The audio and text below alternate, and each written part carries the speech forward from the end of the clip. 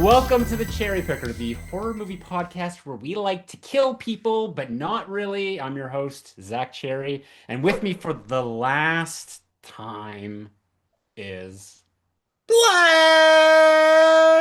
Eddie of Edward's Truth.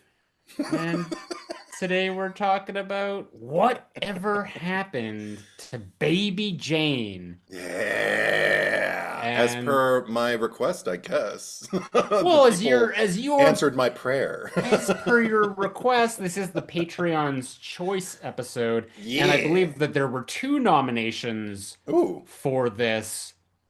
I want to say it was Eric and Adrian. So I'm Yay. sorry if I got that wrong, but yeah. And then it's was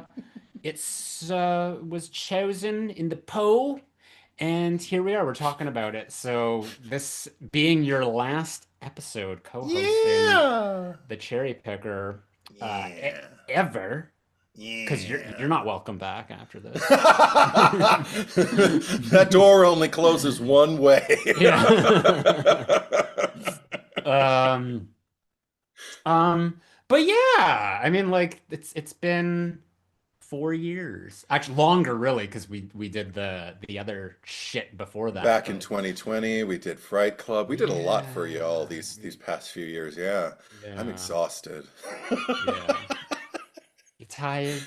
I'm t I'm t tired of playing the game. That's that's not a horror. What is there a tired response in a horror movie? Something like you tired? Oh No. wait, just tell me I look a little bit peaked. Peaked? Peaked, like Nightmare on Elm Peaked. Street. You look a little bit peaked. I'm like, I've no, never I heard. I guess I don't. just that's Nightmare on Elm Street. Who says that? Nancy's mother, Marge Who? Thompson. I You got me. yeah, yeah. No, no, I seriously, Woo! I don't remember that. But you look a little peaked. The full line is, did I keep you up last night? You look a little bit peaked. No? I guess I just slept heavy. Well, see ya. Bye. She Mm. sees that her arm is healed. There's no wound on it anymore. And then she goes off to get Okay. with her friends in the car. Bye, Mom. Oh, And hey, I you hear believe this fog? Oh, I believe anything's possible. mhm. I hear peaked, and I just I just see like an exasperatedly impatient parent like trying to get home, and the child is like, I have to go. Like, what's the in Halloween H2O with that little girl who just has to go pee, and Yeah, it ends up getting right? Michael Myers steals their car or whatever, and I could just see Yeah. her just like go in there like, come on, pee, kid. When I think of that kid, all I think is Spidos! Spiders. It's the 13 Ghosts child all over Yes. again. Our mom got burned in a fire With spiders. with Spidos. Our mom got killed by a Yeah. Spido. Anyway, it would not be a proper cherry picker if we weren't telling awful dad jokes and Yeah, whatnot. right? So, yeah. That's Well, us. I That's mean, me, us. if I wasn't, you don't really Yeah, right. go There you for go. that. There you Yeah. go. You and your dad Hmm. jokes. Hmm. Um, it was that entire scene Eddie quoted while you increasingly looked annoyed, says Amethyst. I And have, yes, yeah, where I sat there and I started from the beginning. Just like, it's bright. Gonna burn off sooner or wouldn't be so bright. Feeling better? Feel like $1 million. They say you bottomed out when you can't remember the night before. I'm gonna stop drinking. I just don't feel like it anymore. Did I keep you up last night? You look a little bit peaked. That's when she says it. there we go. So now the Hmm. scene in its entirety, if you just edit it together, we can have the entire scene again, but like at twice the speed. Right. No, that's fair. So, Um, movie. yeah, I don't know, like because like this is two special episodes in one, as I spit all over everything. Two Go for it. special episodes in Yes. one, because it's yeah, we're covering the Patron's choice, which is whatever Hmm. happened to Baby Jane, and it's your final episode. So it's like Woohoo! I don't know where the focus is going here necessarily. Like I'm sure we'll find it Yeah. um eventually, but I We'll mean, write this train. Get yeah, back on I'm the just rails. just say at the beginning, we'll say goodbye at the end, but I mean, I just because more people are here now than they are later. Yeah. I'm really gonna miss you. You know, this has Aww. been a lot of fun Yeah. to have a co-hosting partner such as you who is always challenging me, even when you don't mean to. Here we But go. Let the roast begin. Yes. roast. I'm cooking a roast of Stir in the Eddie, pot. of Stir in Eddie's the pot. truth. Yes. Eddie's truth. Um, but no, it's even though I'm excited to see what the next leg of this journey is, Yeah. it's not going to be the same thing as it was with you here. So, No, that's what um, changes. I know Yes. I'm excited to see what your endeavors are as well. So am I But once I regroup, once I reset. And mhm. But just to clarify, you're always welcome back oh, thank to you. pulp in and just say stuff and Say, things. hello there, love. And then I'll, Mhm. goodbye. And then I'll just pop off. Absolutely. With that said, Yes. uh, what's the regular housekeeping stuff? So Yeah. yeah, thank you everyone for just licking shit over here. Very animated tonight. Thank you everyone for being part of this, just for listening, for choosing the Cherry Picker Hmm. as your podcast destination. And we appreciate you all for being here. And if you've been listening for 4 years now, has it actually been 4 years? Is it If we started it, four or is it if we, I don't know. It doesn't three? feel like it feels like two to me. Yeah, two Yeah, the minutes. Yeah. first episode we recorded together was February 1st, Am- 2022, as we were told. Amethyst would Um, know. so we're just shy of 4 years. Yeah. But it doesn't feel like that. Just time has flown by, and I I mean, this know. is like 169 episodes, not including like all the cherry picker after darks that we used to do, and of course, Hmm. not including like all of the old podcast stuff that we've Yeah. done. But I mean, like, Yeah. that's a lot. And for everyone who's just been with us, like, whether it's just been every step of the way or like you just came onto this last week, thank you for being Hmm. here. And, if you want to give back a little bit to the podcast, there's a way you can do that. You can head over to my Patreon at patreon.com/Zack Cherry. Is that ACKCHERRY? There's no space in that. Um, apparently 278 episodes altogether, including all of the old ones and the cherry picker Wow. after Thank you, darks. Thank Amethyst. you, Amethyst. So yes, you can head over to Patreon and you can support over there, and with that support, you will be keeping this engine running. And as you can see, there's the live chat here, so you get to do fun Hmm. things like join, me every week, because you're not going to be here anymore. But I will have a new co-host, Hmm. Tim. You can join. Yay! You can join Tim and me, and we will be doing all these episodes with the live stream, and then you also get to nominate and The Live Stream. the live stream. And you also get the opportunity to nominate and vote upon the Patreon's choice episode of the movie or theme that you want us covering at the last episode of every month. And there's just lots of other bonuses and perks that come with being a Patreon supporter, such as just like private video calls with me and exclusive reviews. I'm a little behind on those these past couple of months, so I got to catch up on those over the holidays. But Yes. I there's other stuff. Go check it out. But it's the thing that keeps this motor running. But I do want to say thank you to my top tier supporters. So Michael Myers tier. Thank you, Kyle Beard, Sam Levy, Ellie Hamouche, Shane Allingham, Tim McKay, Horror Slut 95, Traj 125, Austin Hall, Cara Day, Michael Boswell, Defcon, ML Hughes 99, and then Ghostface supporters. Thank you, Eric Champney, Daniel Saturn, Stephanie Starbright, Baby Ghoul, Garrison Nichols, Craig Lynn, Josh Burrow, and Brian James. Woohoo! Edward, whatever happened to Baby Jane about? Oh, I have a thing. Okay. You got a thing, I got the feed. I've got the live feed. yeah. But here. All right. Should I try to do this as Jane? Or I could even just Um, I don't know. Or should I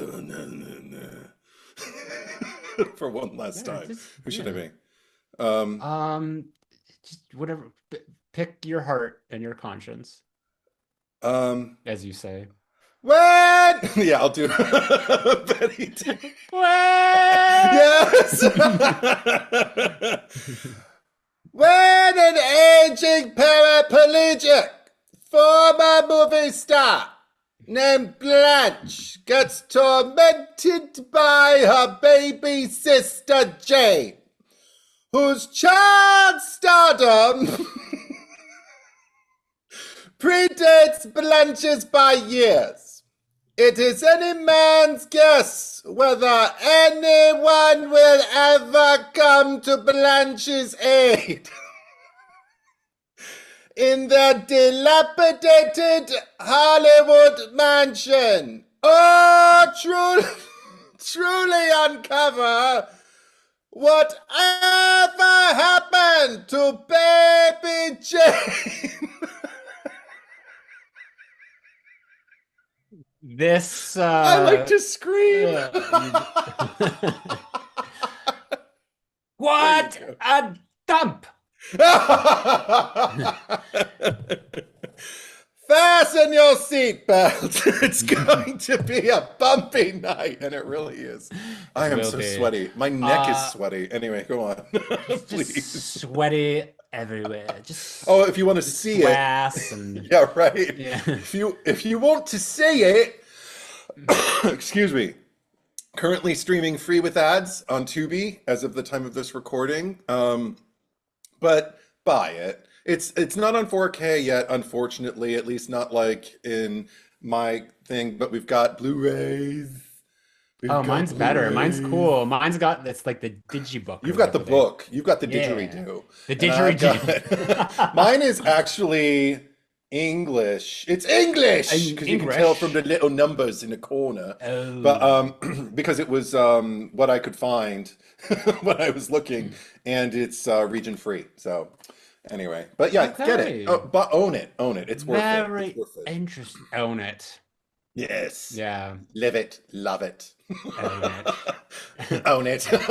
I failed to mention this, but whatever happened to Baby Jane's release date was October 31st, Oh. 1962. This is a Halloween movie. Hey. Oh, it's Mhm. nice. Yeah.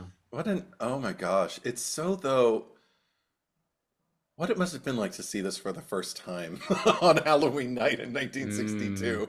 I bet the vibe was fun though. I feel like people might have got there and gotten exactly the movie they wanted. Do you remember the first time Yeah. you ever saw this movie?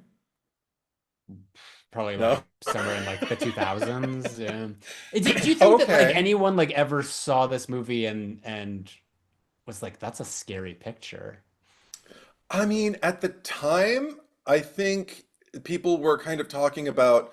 I think the two titles that would be used in conjunction to describe it were like Mhm. Psycho meets Sunset Boulevard, Yeah. which I see the point, but at the same time, not really. But because it's far sillier than either of those movies. Yeah. But no, when I was a kid, okay, this is the thing. When I was a kid, I didn't know about this movie for a while, and then my parents, we were on a vacation somewhere, and there was a wax museum, and I loved wax museums because they're fucking creepy. Hmm. So I wanted to go, and there was a house of horrors, a Hmm. harvest inside the wax museum.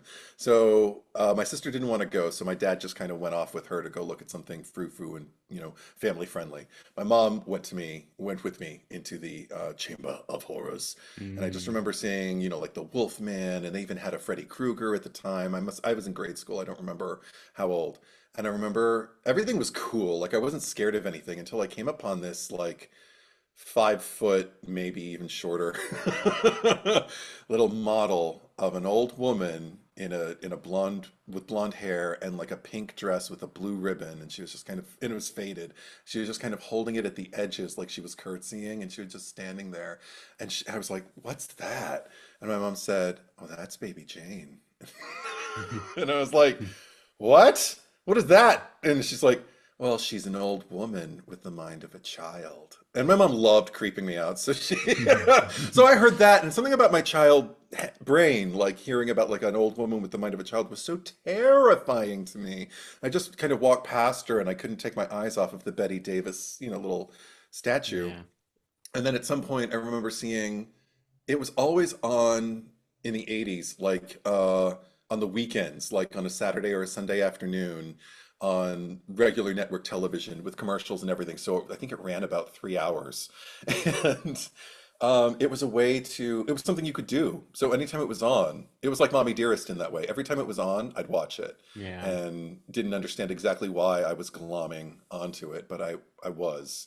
Okay. And I was scared when I was a kid, but also it was more that, again, kind of like Mommy Dearest, it's a child's horror movie because all you think about is being incapacitated by someone who's supposed to love you. And like, what if they stopped feeding you? What if they isolated you from the world? Like all that kind of speculatory, immersive shit was what scared me as a Mm. boy. I don't really get scared of it anymore though. Okay. No, that's Yeah. fair. That's fair. I'm just trying to think of the mind of an audience member in Yeah, I don't 1962. know. It's interesting that you mentioned the like a wax museum because this movie was featured in House of Wax when they go into the movie theater, That's right. the movie house, and it's playing. It's the Yeah. scene where she's singing, "I've written a letter to Daddy," and yeah. Dying, I love you. May as well get it out now. Yeah. But Um, yeah, yeah, yeah, yeah. I remember that. oh, let's start at the beginning. I mean, Okay, go we for it. we go wherever we go, but Yes. just sort of like the movie opens in 1917, and this whole Mm-hmm. vaudeville act, and it's just some. I always okay. So the fact that Baby Jane is singing this, which I guess is like her biggest hit. I mean, I don't know if it is, but I would assume so. If like that's the one that she's always going back to It's the one that years one later. random kid stands up freely in the audience and just goes, "I've written a letter to Daddy." Well, no, but well, no other kid is like saying it. But then he has the doll for some reason, and he gives it Right. to her. Like, So who he's a is this kid? plant. He's a Yeah, plant. he was a plant. Oh, everything was like their parents are like the Kris Jenners of like 1917. But I thought it was so funny that like the song is essentially about like singing to your dead father. Yeah, And it's like, and this was like, it's being played by her father. This is like clearly a song that they probably like, I would imagine maybe he wrote or whatever. So he's just sort maybe. of like, yeah, I mean, you're singing about me being dead. Like that's just like how cold and detached he is from like being an actual father, that it's more just like, yeah, we're gonna do things for money and entertainment. So I don't know. It's a weird thing. It's a weird song, man. Or maybe it's like his weird controlling way. Maybe he's too involved, and this is Yeah. his way of like getting under her skin and into her psyche, just knowing like, just so you know, for the rest of your life, even after I'm gone, you're Yeah. still gonna I'm still gonna be the main like focus of your life. Yeah. Everything I did for you, everything I built for you. And it actually does kind of work because okay, we have a lot to unpack there. But but I am so incredibly fond of the opening of this film, not just because I feel like both little girls are great, but I'm particularly fond of the little Joan Crawford girl. I don't remember, I don't know her name, but whoever they get to play young Blanche. Baby Blanche, yeah. Baby Blanche, I love that at first glance, the second you see her, you're just like, ah, she's supposed to be Joan. Because she just has slightly darker eyebrows and a Mhm. kind of, stern, delicately featured face and just a severe expression. That's still, she's still got a bow in her hair. She's still very kind of like pretty and feminine, but she's also, Mhm. something's a little off. And I don't know, I get it at Mhm. first glance, and I always laugh Mhm. when I see her. And I think she plays it perfectly. Just like the I want an ice cream. And Blanche wants an ice cream too. It's like, oh, I don't need anything. What the hell are you trying to do? But and those parents. Okay, the Hudsons, Mr. and Mrs. Hudson. We Yeah. don't have time to unpack all of it, but it's very interesting to see, like, again, the control, yet the lack of control that he can exert over Jane. She seems to already be kind of like a problem. Like maybe there's something more than just like she's a brat going on Mhm. there. But I mean, she feels definitely entitled to shriek about how she makes the money and she gets ice cream much I want. And it just makes me wonder how many times a week does this happen? Where she's losing her mind and she tries to get Blanche in on like, like whatever it is that she's just manipulated her way into, and Blanche refuses and then gets chastised for it by her Mhm. father. Blanche runs away and her mother goes to try and rebuild. Because what Mhm. kind of that I wonder often about what is that marriage like? Like what it's like was this the only reason he married Mrs. Hudson, his wife? We never get a Yes. name for them, but it makes me wonder, like, was she just basically kind of like a baby farm so he can like get an act and take it on the road? Because there's not much of a Yeah, relationship probably. between the two of them that I can perceive, and I don't see any commonality. He's nuts and she's soft. No, That's it. it's a marriage that's built on a foundation of success and Yeah. money and fame. And yeah, I think it's hysterical because like the Hudsons would be canceled so fast in 2025. Like I just imagine like them going out in the alleyway and all like the parents are there with the children and just like throwing the temper tantrum and like Yes. because all the parents are like, oh my gosh, she's like so Yeah. bratty or whatever. But everyone If a would have their child like phones mine out. ever acted that way, yeah. Yeah, They'd have their everyone would phones out. their phones out recording it, and then they would see the behavior of the father, and they'd be like, Uh-huh. "Oh, yeah, they're over. They're hooked," as they say. Um, Right. so yeah, bygone era for sure. I mean, and But that we get to see the loading of Blanche's rage. I mean, it's probably mhm, it's there from the beginning. That's another part of the reason why I laugh so much. It's just like the way everybody seems happy to be seeing Jane singing except Blanche. She's sitting mhm. there with this stern expression. She's side-eyeing her the entire time. And then at the very end, just watching her mom try to buck her up by telling her, I hope you'll be kinder to them than they were to you. and, and she's just kind of like, mm-hmm. And she's like, promise me you won't forget. I won't forget. Oh boy, will I not. I don't even remember what exactly, Yeah. but you bet I won't forget. And then I love the flash forward to them as starlets, essentially. We get to see old In the footage of 30s, Betty. yeah. Yeah, and I remember I have the book, The Divine Feud Hmm. here in paperback. It's the book that they based Feud, the TV movie, which they got terribly wrong. But anyway, they based it off of Well, this it book. was I love the it was a book. series. Yeah, yeah, miniseries, Yeah. sorry. Yeah. And Which I quite enjoyed. Eh, eh.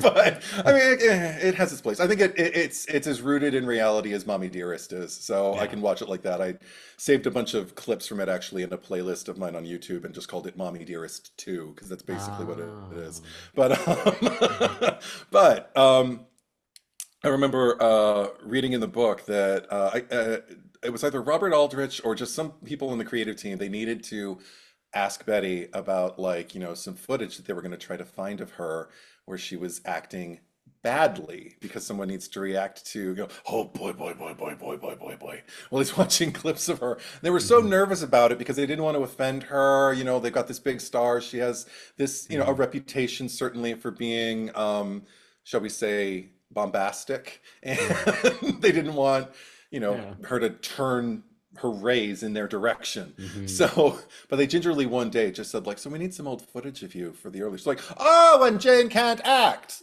They're like, yeah, what do you have any movies in mind we could use? Just any of the early ones. Well, they've got like footage for I think it's like parachute jumper. Right. Which is it's hilarious because the guy's like he's just like, oh, she stinks. Yes. Like this is terrible. She can do a southern accent like I can. Yeah, And right. and all she's doing is like she's laying in bed. Yeah. She gets up, goes and looks out the window. She walks over to the wall, turns off the light, and it's just Yeah. like she's terrible, Yeah. terrible. It's just like she's not doing anything. She's like sitting on a desk, you know, waiting to hear about a job. And after he tells her, like, well, it looks like she's like, oh, then the job is mine. And it's not like great. Like, she doesn't leap off the screen, but I mean, she's not terrible. The fact that Yeah. he's like, oh boy, boy, boy, boy, boy, I don't know anyone who'd ever want to see that. It's like, well, she's literally doing nothing. She's just sitting there. She's laying down. She's Yeah. smoking. What? How did you get that wrong? Yeah. But it's the movie telegraphing to us Yeah. exactly how people feel about Jane. I think the way I probably solved the problem for it in my head is that she's probably to get those shots for Mhm. Jane, like within the framework of the movie, within the lore, probably took like 34 days, you know? Like, Yeah. this is the only usable footage they have of her, and it's not even, you know, like that great. Maybe that's Yeah. what it is. But, Well, I mean, they could have alternately gone the Hush Hush Sweet Charlotte route, where right, they cast an actress to be her, but like just keep her like right. dimly lit, like so her face is obscured, but then have Betty Davis dub all of the dialogue in her like Daddy. voice. Yeah. Daddy. Daddy, what happened? I don't remember what her lines are in the beginning of Hush Hush Sweet Charlotte. I need to rewatch Mhm. that. But yeah. Oh no, and then it's laid out for us that like Jane can't stop drinking and she's like a big problem for the studio, but Blanche made sure to have a one for me, one for Jane picture deal kind of thing. I'll make another picture as long as Jane gets another one. But okay. It Mhm. makes me wonder about something right off the bat before we even get into like the spoilery territory of the movie or anything. Nothing's really happened yet. We're pretty much up to speed. Mhm. Um, so I wanted to ask you right off the bat, as far as Blanche doing that for Jane, do you think that there was, because yes, she's minding her mother, as it were, you know, trying to like be nicer to Jane than Jane ever was to her and all that Mhm. by giving her opportunities to work. But do you think that Blanche also knows that that's going to antagonize everyone against Jane? The fact that they have to make movies with her and that she's going to be not great in them because she doesn't listen to anyone. She's probably not studying. You know, she probably doesn't have any Mhm. technique and she's a terror to work with. So there's no work ethic and there's no real talent that's been developed since she was a child. So do you think that she's getting a secret thrill out of the fact that like her career is soaring while Jane's making these mediocre films that are only being made because Blanche gave the green light? Like, are you asking if Blanche is getting like Yeah. a rush? Yeah. Like, is she getting off on this? Like an undercurrent of it. Not like it's her main motivation, but I don't think she minds that for every successful Mm. film she's making, Jane's making a bomb. I actually feel that like there might be a lot of parallels between Blanche and Joan Crawford in real life, where it's just sort of like the guys of just sort of like being the proper one, like just Yes. being the polite one, like having the good PR. So Hmm. like her being the gracious one and just like and you know giving her sister everything is just Yeah. like it's more of like an optical thing. It's just like as long as they see this is what I'm doing, Right. it'll work. But now when it's just like she's pushing, like she has that rage in her, that Yeah. rage inside of you, that you know, that whatever the party happened that night, and Jane was Yeah. drunk and making a spectacle. So she's just like, you know what? Like, no one's gonna see this. You know, we can say it's an accident, and yeah, and we know how that turned out for them. So Right, yeah, right, right. I think that she was not getting a rush out of it. I think that she was really annoyed, and if anything, it was more of like probably rage towards the fact that she made this promise to her mother to be Mm, kind and you know all those wonderful things. So yeah. right. Okay, that's fair. Mhm. That's fair. We're gonna cycle back to this later, but Okay. I'm like your therapist, your baby Jane therapist tonight. Yeah. But okay, so yeah, then the accident happens and everything like that. We get that wonderful opening. Oh, because that's another thing I love about just like the beginning of this movie, and I loved when I was a kid because it spoke to me. It's kind of like a macabre. There you go. Macabre. But like Macabre. a level of macabre that is family friendly that a child can digest because even the very opening moments of the Mhm. movie is just like a child crying and then the reveal of like a Jack in the Box popping out, but not like in a friendly way because there's a little girl crying about it and someone's trying to make her watch it. And just Mhm. like, here, it's not scary. Watch, I'll do it again. This will stop your crying. And then this Jack in the Box pops out. She won't stop crying because she's scared. And then we see a tear, like a morose tear dripping down from the Jack in the Box's face. So already, I don't know, I Mhm. feel like it's just all off kilter and odd enough for a child to be like, that looks like a kind of nightmare. And then later during the opening credits, the thing we return to is the broken baby Jane doll with the broken doll face, the fragments of, Mhm. this. What is she made out of that she breaks like that? That's not plastic. I guess she was, Porcelain? yeah, was she ceramic, I guess? Okay. Yeah, I don't know. That's a fragile doll. But Yeah. back in the day. But yeah, so there's something about like that kind of childhood gone wrong imagery, Mhm. or just like slightly, like I said, off kilter, childish things like dolls and Jack in the Boxes being depicted in darker, darker, more Yeah. insidious ways that I appreciate. And then we go to Mrs. Bates, who is played by Anna Lee, who she's kind of my Sandy the waitress of this movie. She's because she's the neighbor who, like, she walks in and I don't know, everything that she does seems tonally so fucking perfect for the level of camp of this movie because all of her gestures are grand. She has her own kind of slightly New Englander tinge to her Mhm. voice, everything that she says.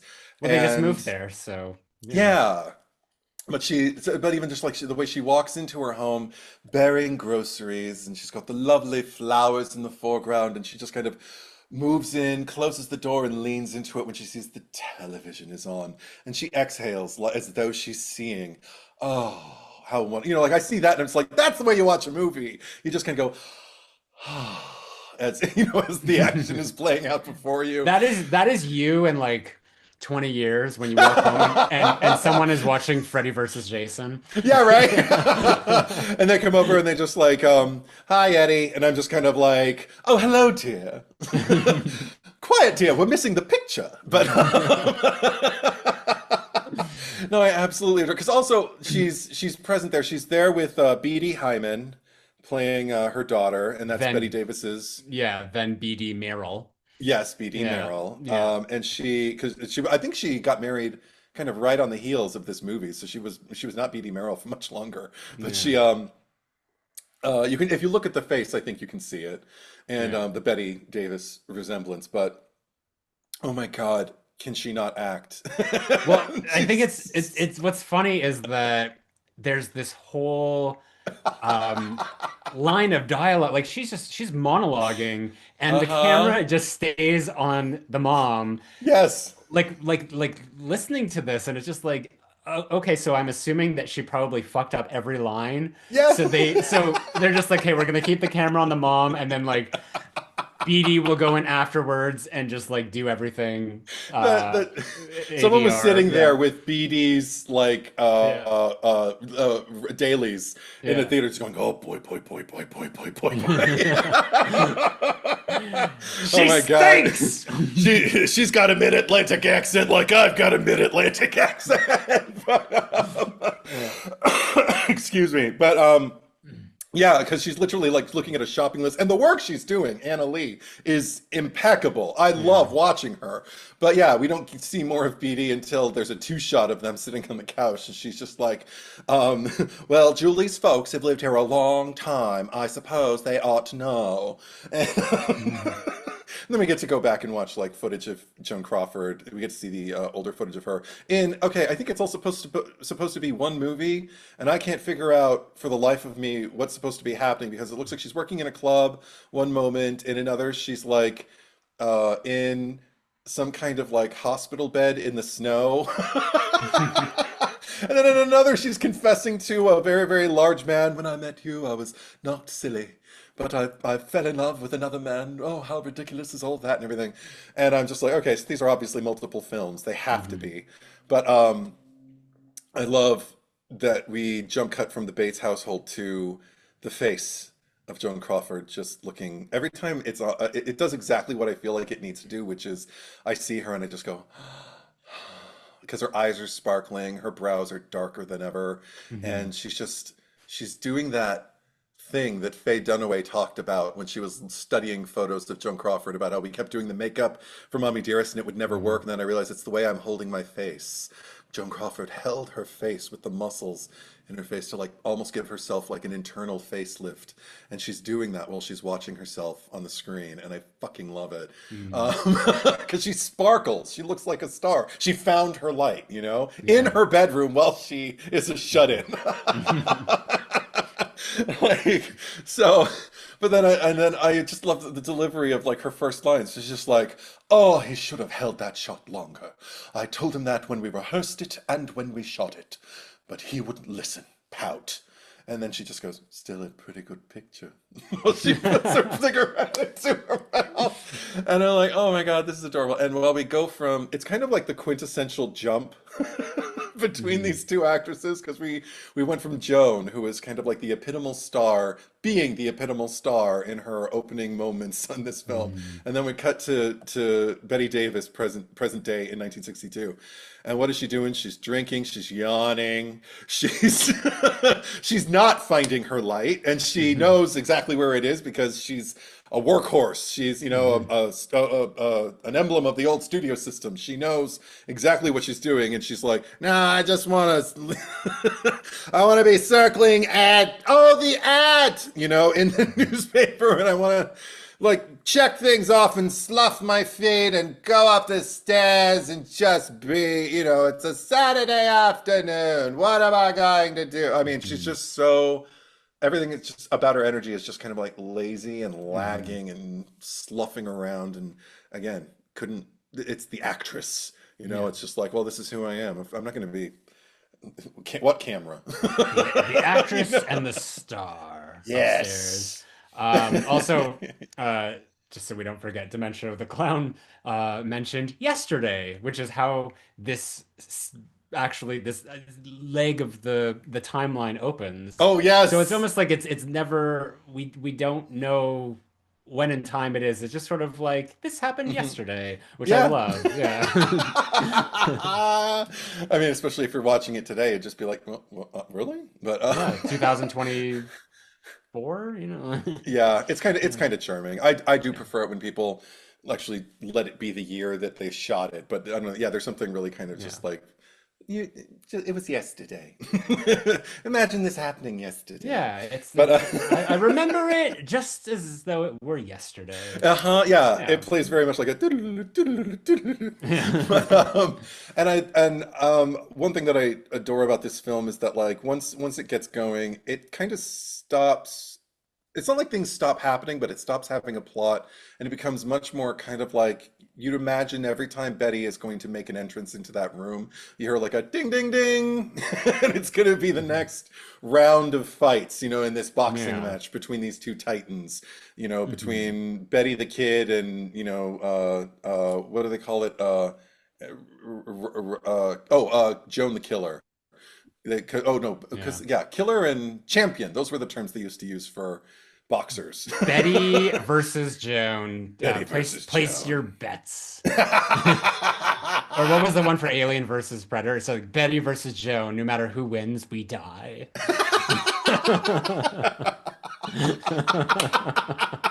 I prefer that one. That one's really funny. I mean, they're both pretty unscrupulous. By the Yeah. time we reach the reveal of the movie, we find Yeah. out, oh, so neither of you were really. But Yeah. but it's also kind of like a great equalizer. It kind of allows me to like them both equally and not have a side. Although, do you have a side while you watch this movie? Are you rooting for one woman over the other? I don't think that I'm really rooting for one or the other, but it's just sort of like that way that like when we were talking about like a show like It's Always Sunny in Philadelphia, where it's like you're not rooting for them per se, but it's just like you're so like engrossed in what they're doing that you just want to see how it plays out.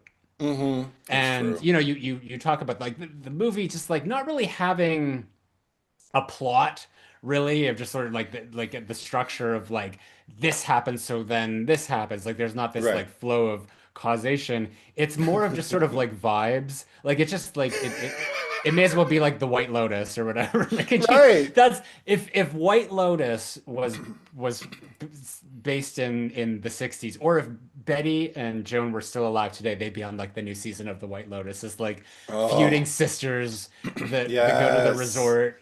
That would be amazing. Yeah. Also, I mean, yeah, it is kind of like a film, a cinematic equivalent of a low flame over a long period. Like, because Hmm. even though it's not like this happened and then this happened, I mean, I guess you can explain it that way, but you're right. It's more the vibe of the film that I think is what people think of when they think about it. They don't think about like, Yeah. if they think about it, they think about moments. Just kind of like, Yeah. my mother asked, like, I was putting on Baby Jane, and she's just kind of like, "Oh, are you going to watch that?" And I said, "Yeah." She's like, "Oh, I don't remember anything about it. I just remember the rat." Which, that's not a plot thing necessarily. You're just going, and then she finds a rat. It's just more like an escalating uh, series of examples of Yeah. like what it is, what kind of torturous things one sister is willing to put the other Well, through, and what she's going to here's do with that. yeah, like every time I watch this, I never remember, like I know what's gonna happen, but I never remember where it happens Hmm. or in what sequence. Yeah. And don't know if that's necessarily a good or a bad thing, but this is a long movie, and it Yeah. feels it. Like it's Yeah. 2 hours and 13 minutes, I think. Something like that, yeah. Yeah, like it's a slow burn for sure. Like you have to absolutely be in the mood for it to sit down and watch it. Because I've watched it in the past, like, oh, I'm just gonna put this movie on, and then it's just like, oh God, like I should have picked something shorter, or at least like planned it for like for a night where I'm like, yeah, I can just sort of like luxuriate and Hmm. languish on the couch for however long and just Yeah. kind of have this on. Hmm. So yeah, I don't know. It's not perfect by any stretch of the imagination uh, where I'm concerned. I mean, some people might, in conjunction with the television movie version, there are a lot of people who don't favor that particular retelling and will harken back to this one, talking about all the things it got right. So, I mean, Yeah, but I mean, again, like you shouldn't have to see like a worse version of something in order to like kind of like praise yeah, it. But and I don't think the television version, this version that I'm discussing is the one we've mentioned it on the pod many times before, yeah. but it's the one with the Redgrave sisters. Vanessa Redgrave played Blanche, and Lynn Redgrave played Jane. And didn't they look And more like Aunt Gladys from Weapons? Like, wasn't that sort of um, like the makeup vibe of kind of Baby like, I mean, Jane? she Yeah, had bright red hair. yeah. It's like she had kind of these weird makeshift ponytails that were big and bushy that just made her look Pigtails. like, oh yeah, pigtails, but that made her Yeah. look like a big like dog with mascara, like gobs of mascara Yeah. on her face. And she looked like she had rouged her cheeks and her nose. And you couldn't tell whether it was rouge or rosacea. And it took place, they made it in, I think, like 89. And it Yeah. took place like in the 89-90 like crossover. And John Yeah. Glover was the Victor Buono role as Edwin. I don't think, I don't remember if his name was Edwin Flagg, though. I think he had another name. And Like a it more much updated. Yeah. yeah, and of course our queen, Friday the Amy 13th Part 2. Steele. She was the And Mrs. Bates of yeah. that movie, living But she next didn't, door. yeah, she didn't have a daughter. It's like her She had a husband. husband. They were like newlyweds, yeah. Yeah, and she's got short hair. Yeah. And it was And and it's not much of a role either. She's no, just kind of she exercising doesn't with her husband.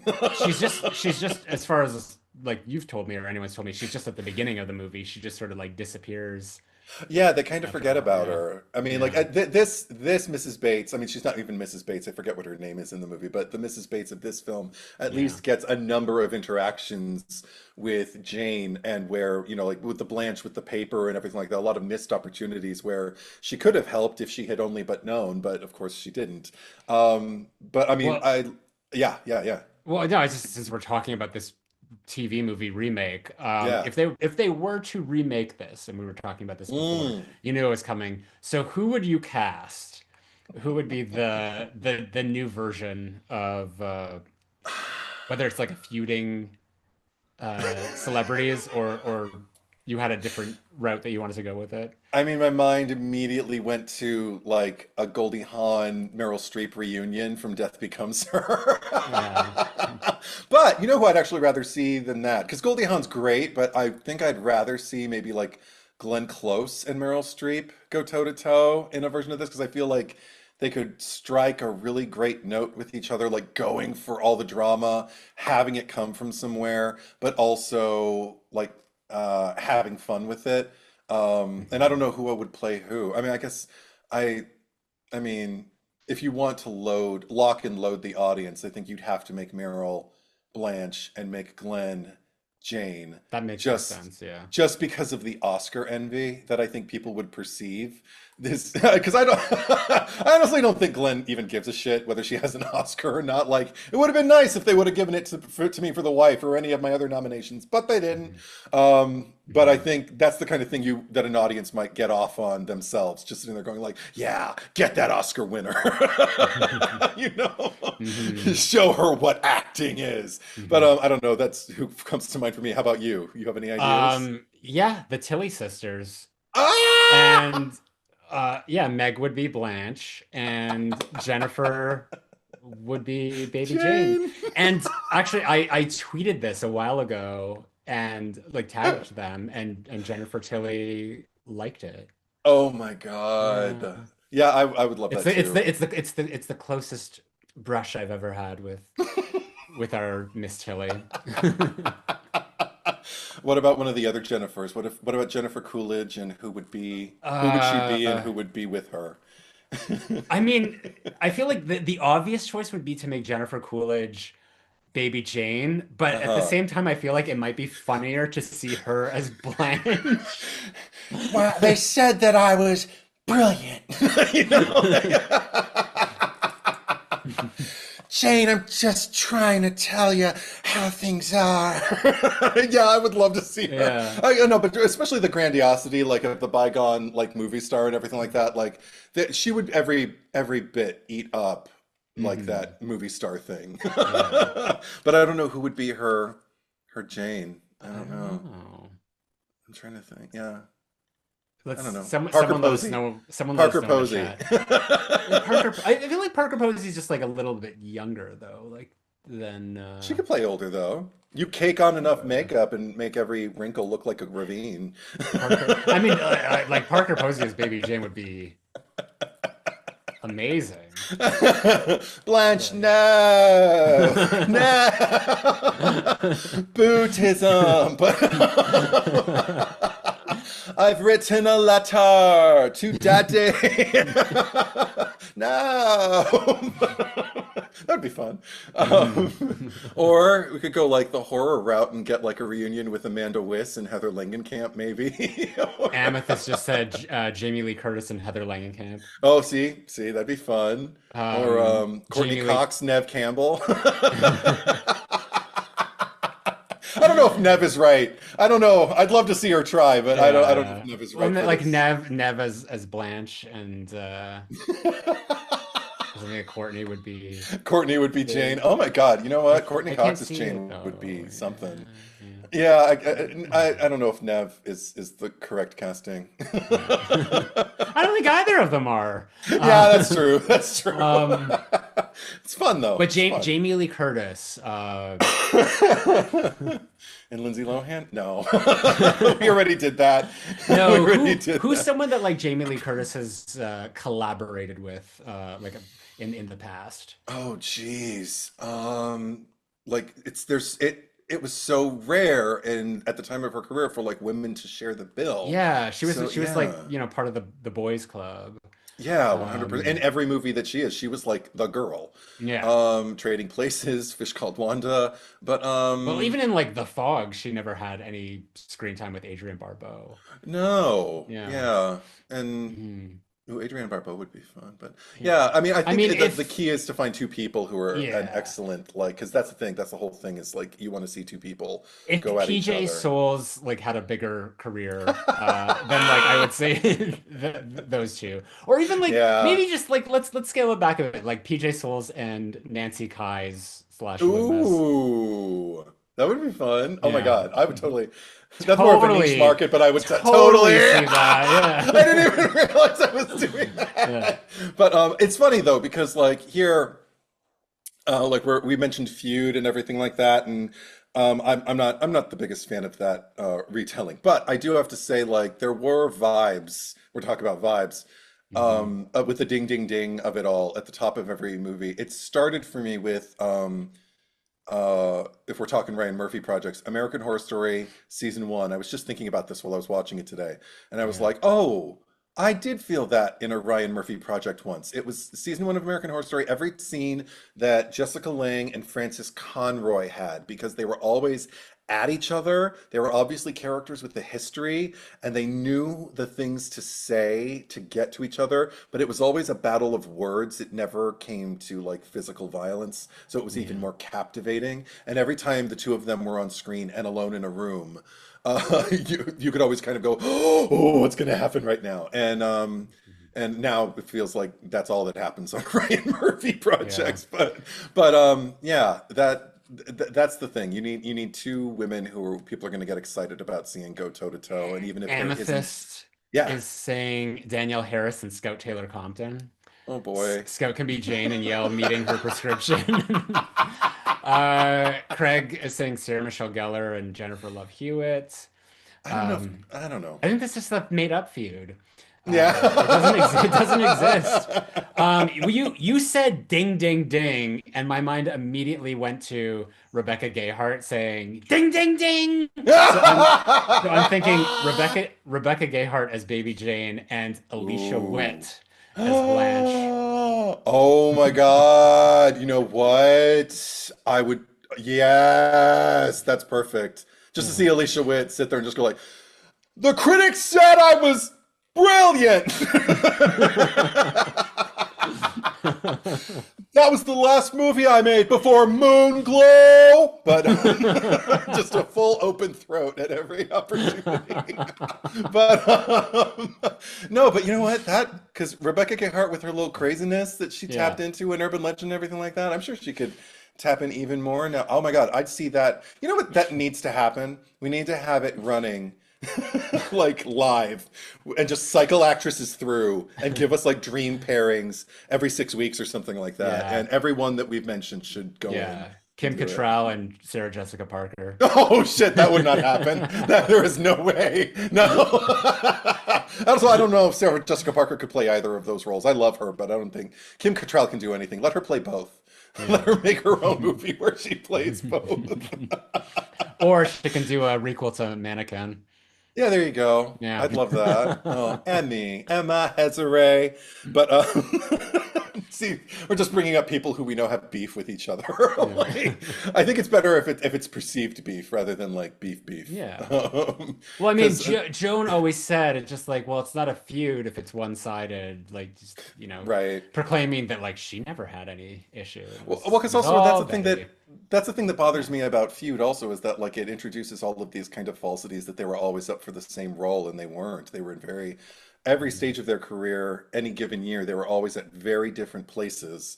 So they were the only time they were even it wasn't that they were up for the same role, it's that Betty got offered Mildred Pierce, turned it down. Joan took it because, of course, she was, like she wanted something she could sink her teeth into and act the shit out of. She did. She won an Oscar, and Betty was just kind of like, oh, interesting. Yeah. But, There's well, I yeah, mean like the historical accuracies or whatever, but there's yeah.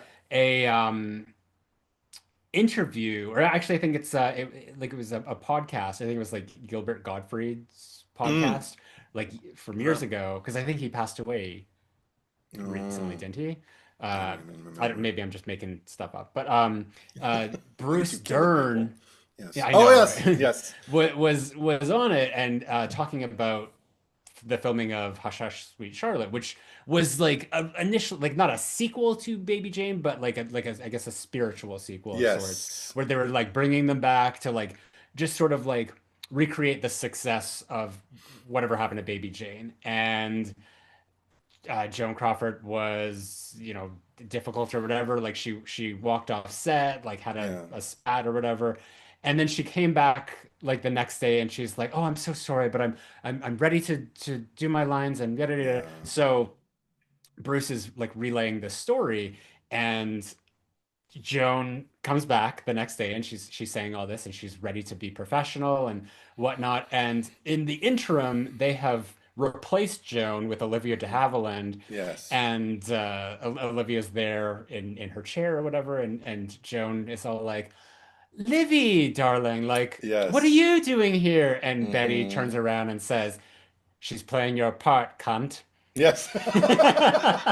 It's you have to find this interview. It's hilarious. And in answer to your query, Yeah. yes, Gilbert Gottfried did pass away April 12th, 2022. He was 67, so R.I.P. there you go. Iago.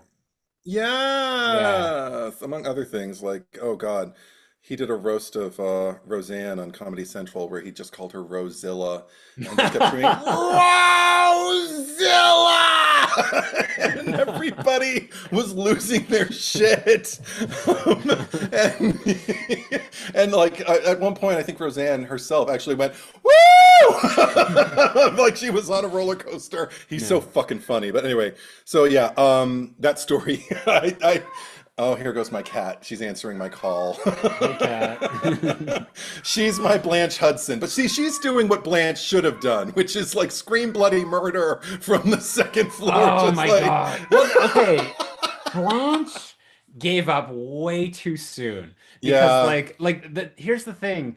She types out this whole letter and throws it out there and like yeah, she's like she's quieter than Jamie Lee Curtis in Halloween 2, I was thinking the same thing.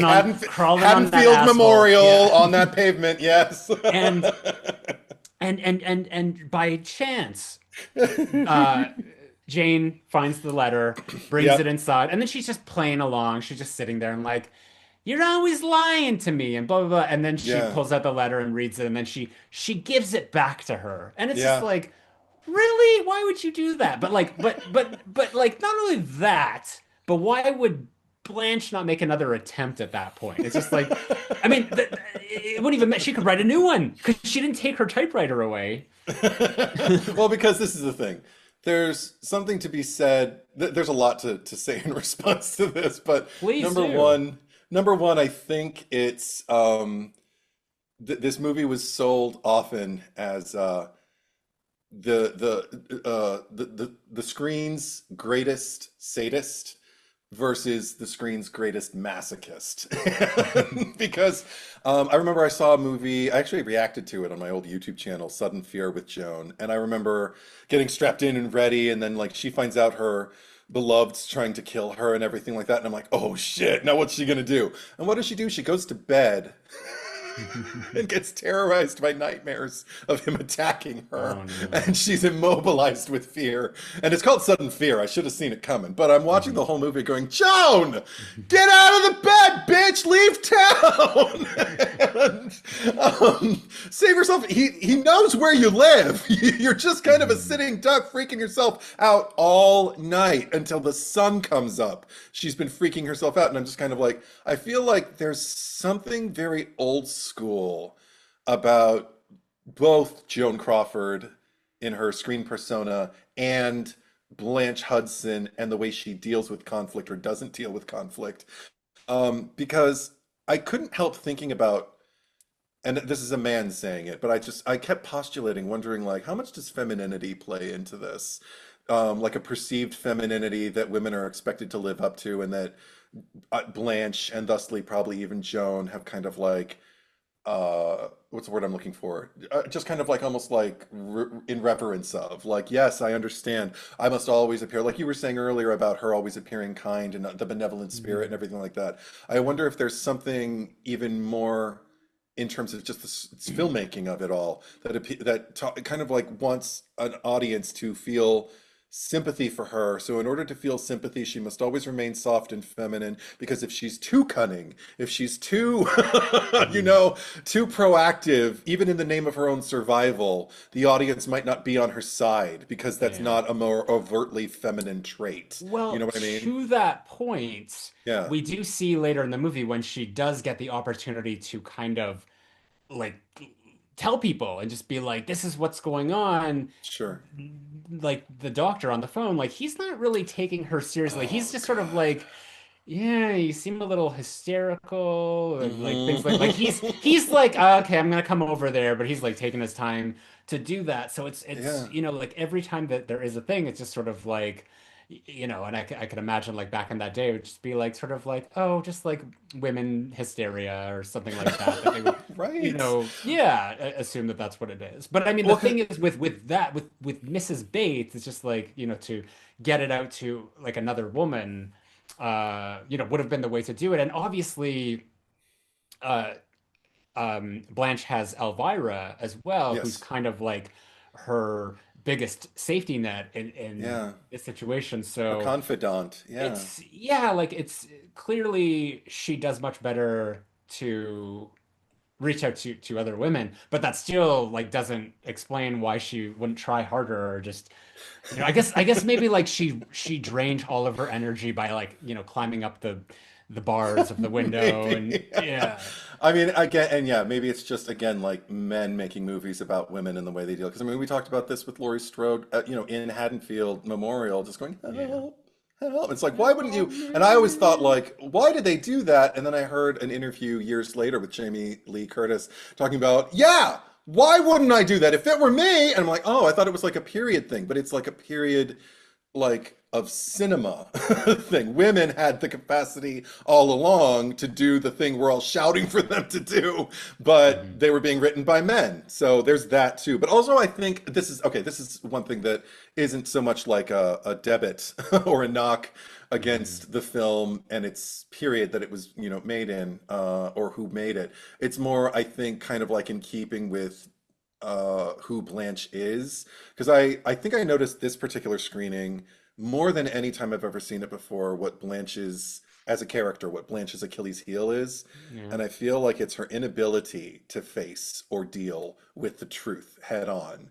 because it's planted for us with dealing with Jane's sanity in an exchange with Elvira, where she's just kind of like, you know, yes, I'll make the call, and I think it's, something that needs to be done. And then she just starts to kind of like she didn't even move her chair, but she kind of like leans in the direction of the phone, like she's gonna go call Dr. Shelby, like right here, right now, and take Mhm. care of it.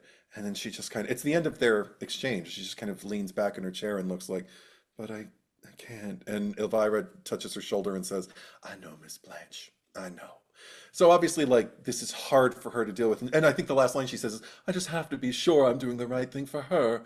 And it's like, yeah, you tell yourself that. Like, I think you're confrontation averse is what you are. And I'm Yeah. wondering how much of that, like we can talk about the spoiler now. Like I wonder how much of that is just guilt over like what she's done and the lie that she told her sister after trying to hit her with the car and the way that it punished her and how much she feels she deserves to be punished.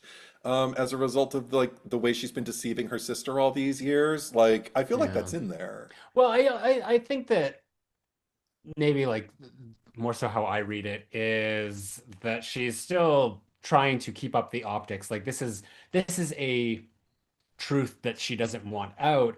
Mm, Almost to the point where she might be lying to herself. Like she might have like told yeah. this lie so many times because there's all these scenes where Mm, like Jane is, or sorry, Blanche is trying to reason with Jane in a way. It's just like, I want to talk to you. I want to have a yeah. conversation. And Jane will not even entertain it. She's just sort of Right. like, no, like she'll just like, do you remember? Like just like completely like steering away from whatever this conversation is going to be. And I mean, like, I don't think that that's, especially once we get to the end of the movie, that I don't think that it's Jane just being difficult and like just shutting her down and all this. I think that it's probably from years of like psychological, even if it's like on a subconscious level, knowing that Blanche is very manipulative and Mm-hmm. that anything that Mm-hmm. she says is just a manipulation and that she can't trust her. That's why she says like, you're always lying, like everything you Yeah. do.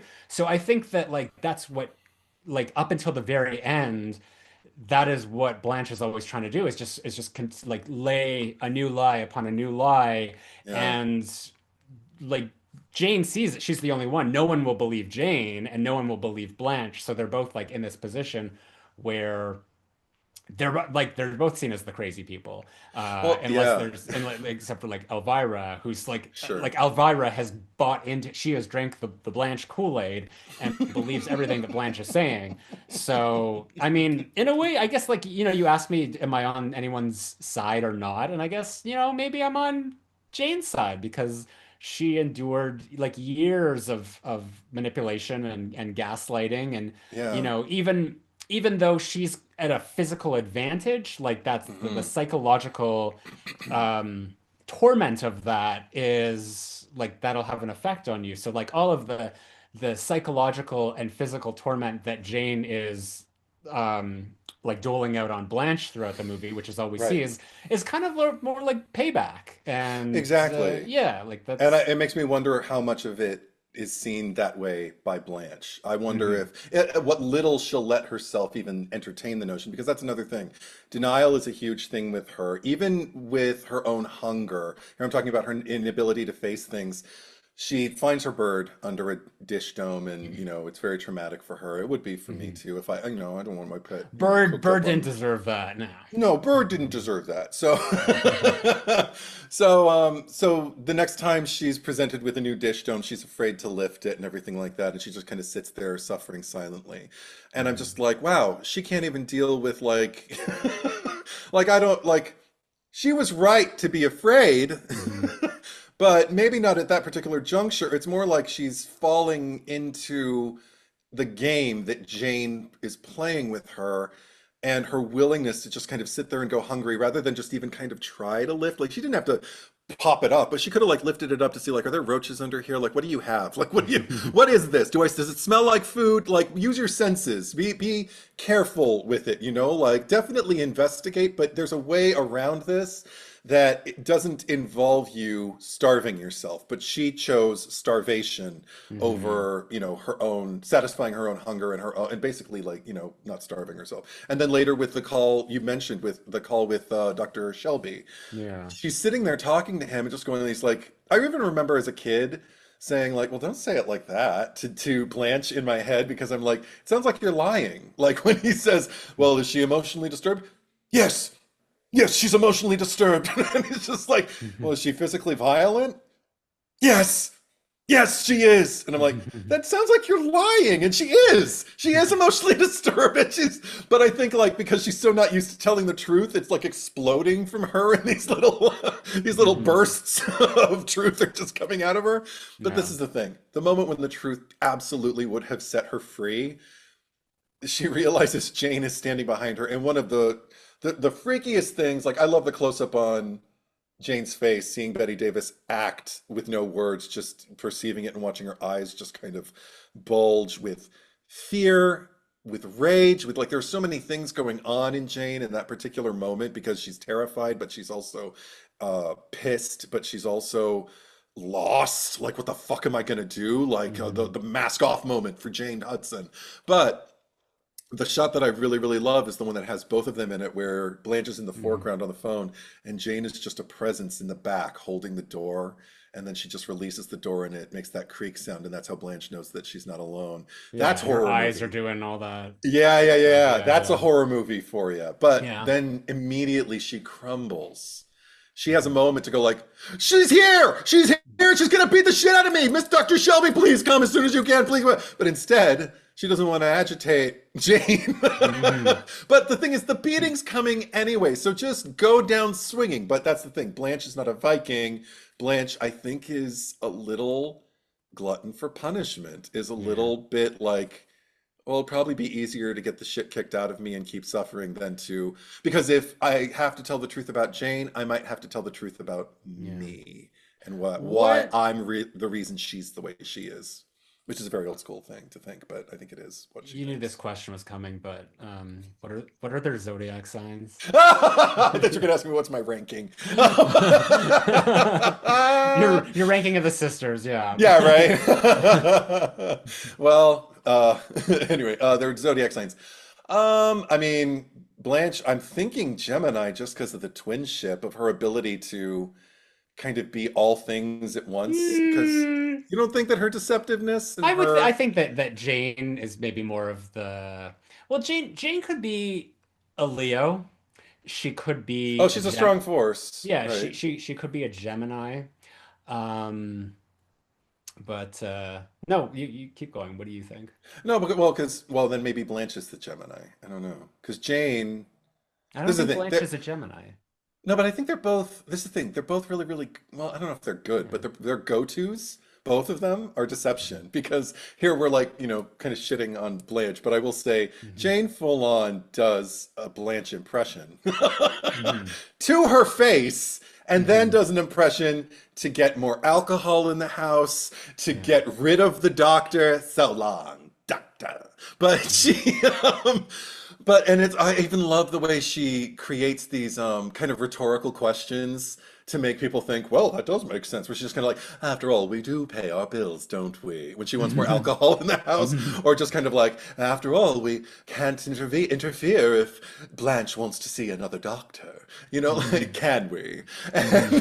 And it's so, I don't know, like social climber, kind of like society gal kind of thing, just Hmm. like, well, well, well, well. But Hmm. I don't know. I mean, you're the specialist with the signs of the zodiac. You're like, what do Yeah. you perceive? Well, What do you perceive? Amethyst is saying that Blanche feels like an earth sign, and I would tend to agree. Really? Yeah. Not a Virgo. Don't say Virgo.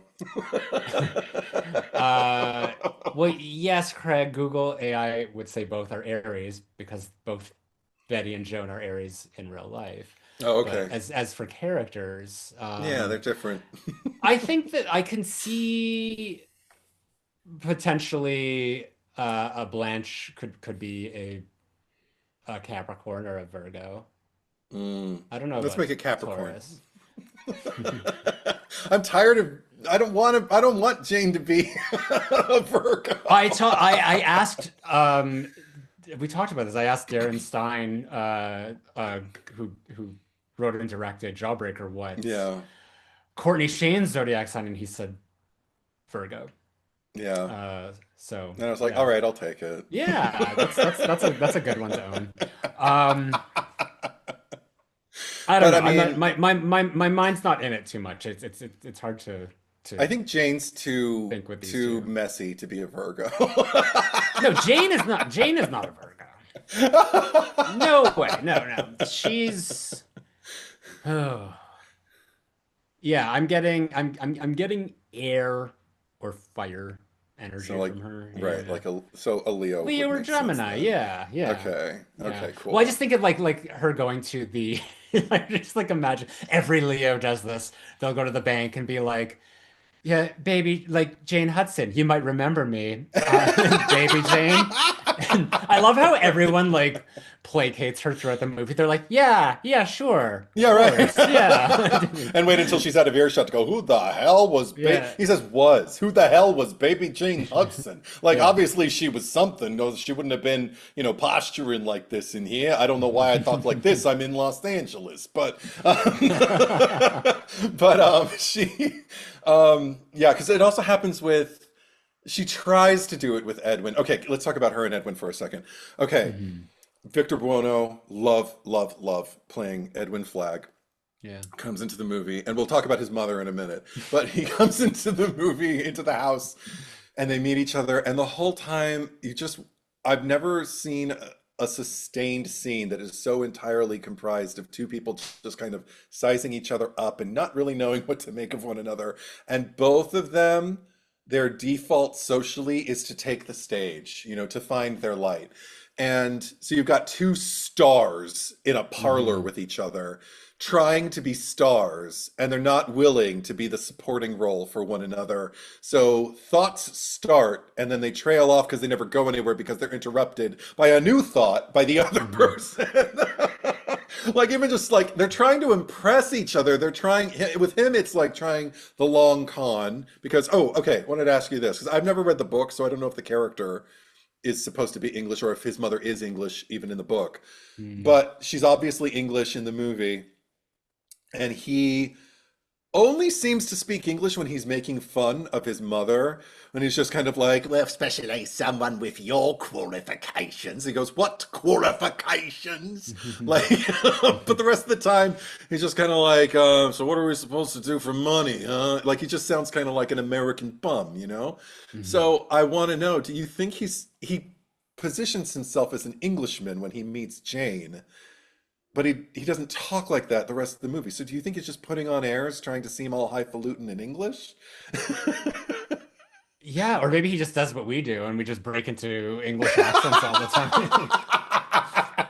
Just every Yeah. now and then he talks about the bobbies of Yeah. Trafalgar Square. Yeah, maybe. Yeah. Well, I mean, I guess there's sort of like a theme, like a through line with all of these characters in the Yes. movie, where just like everyone is kind of a liar, Yeah. and they're putting on these pretenses, and performances.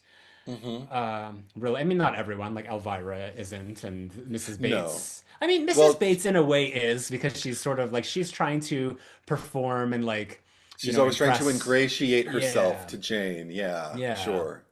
for sure. But Because and we know how Elvira she really lies feels about the about house her. keys, and Elvira lies about the house keys, so Yeah, that's but the only that's front but she that's puts but on. that's for like a practical Yeah, she's reason. strategizing. Yeah. Yeah, yeah. But like the main players, Yes. we'll say. So yeah, I don't know. Everyone's putting on a show. So yeah, Okay. that's all I Because have to say okay. about that. Amethyst is asking, do we agree Edwin is gay? 100%.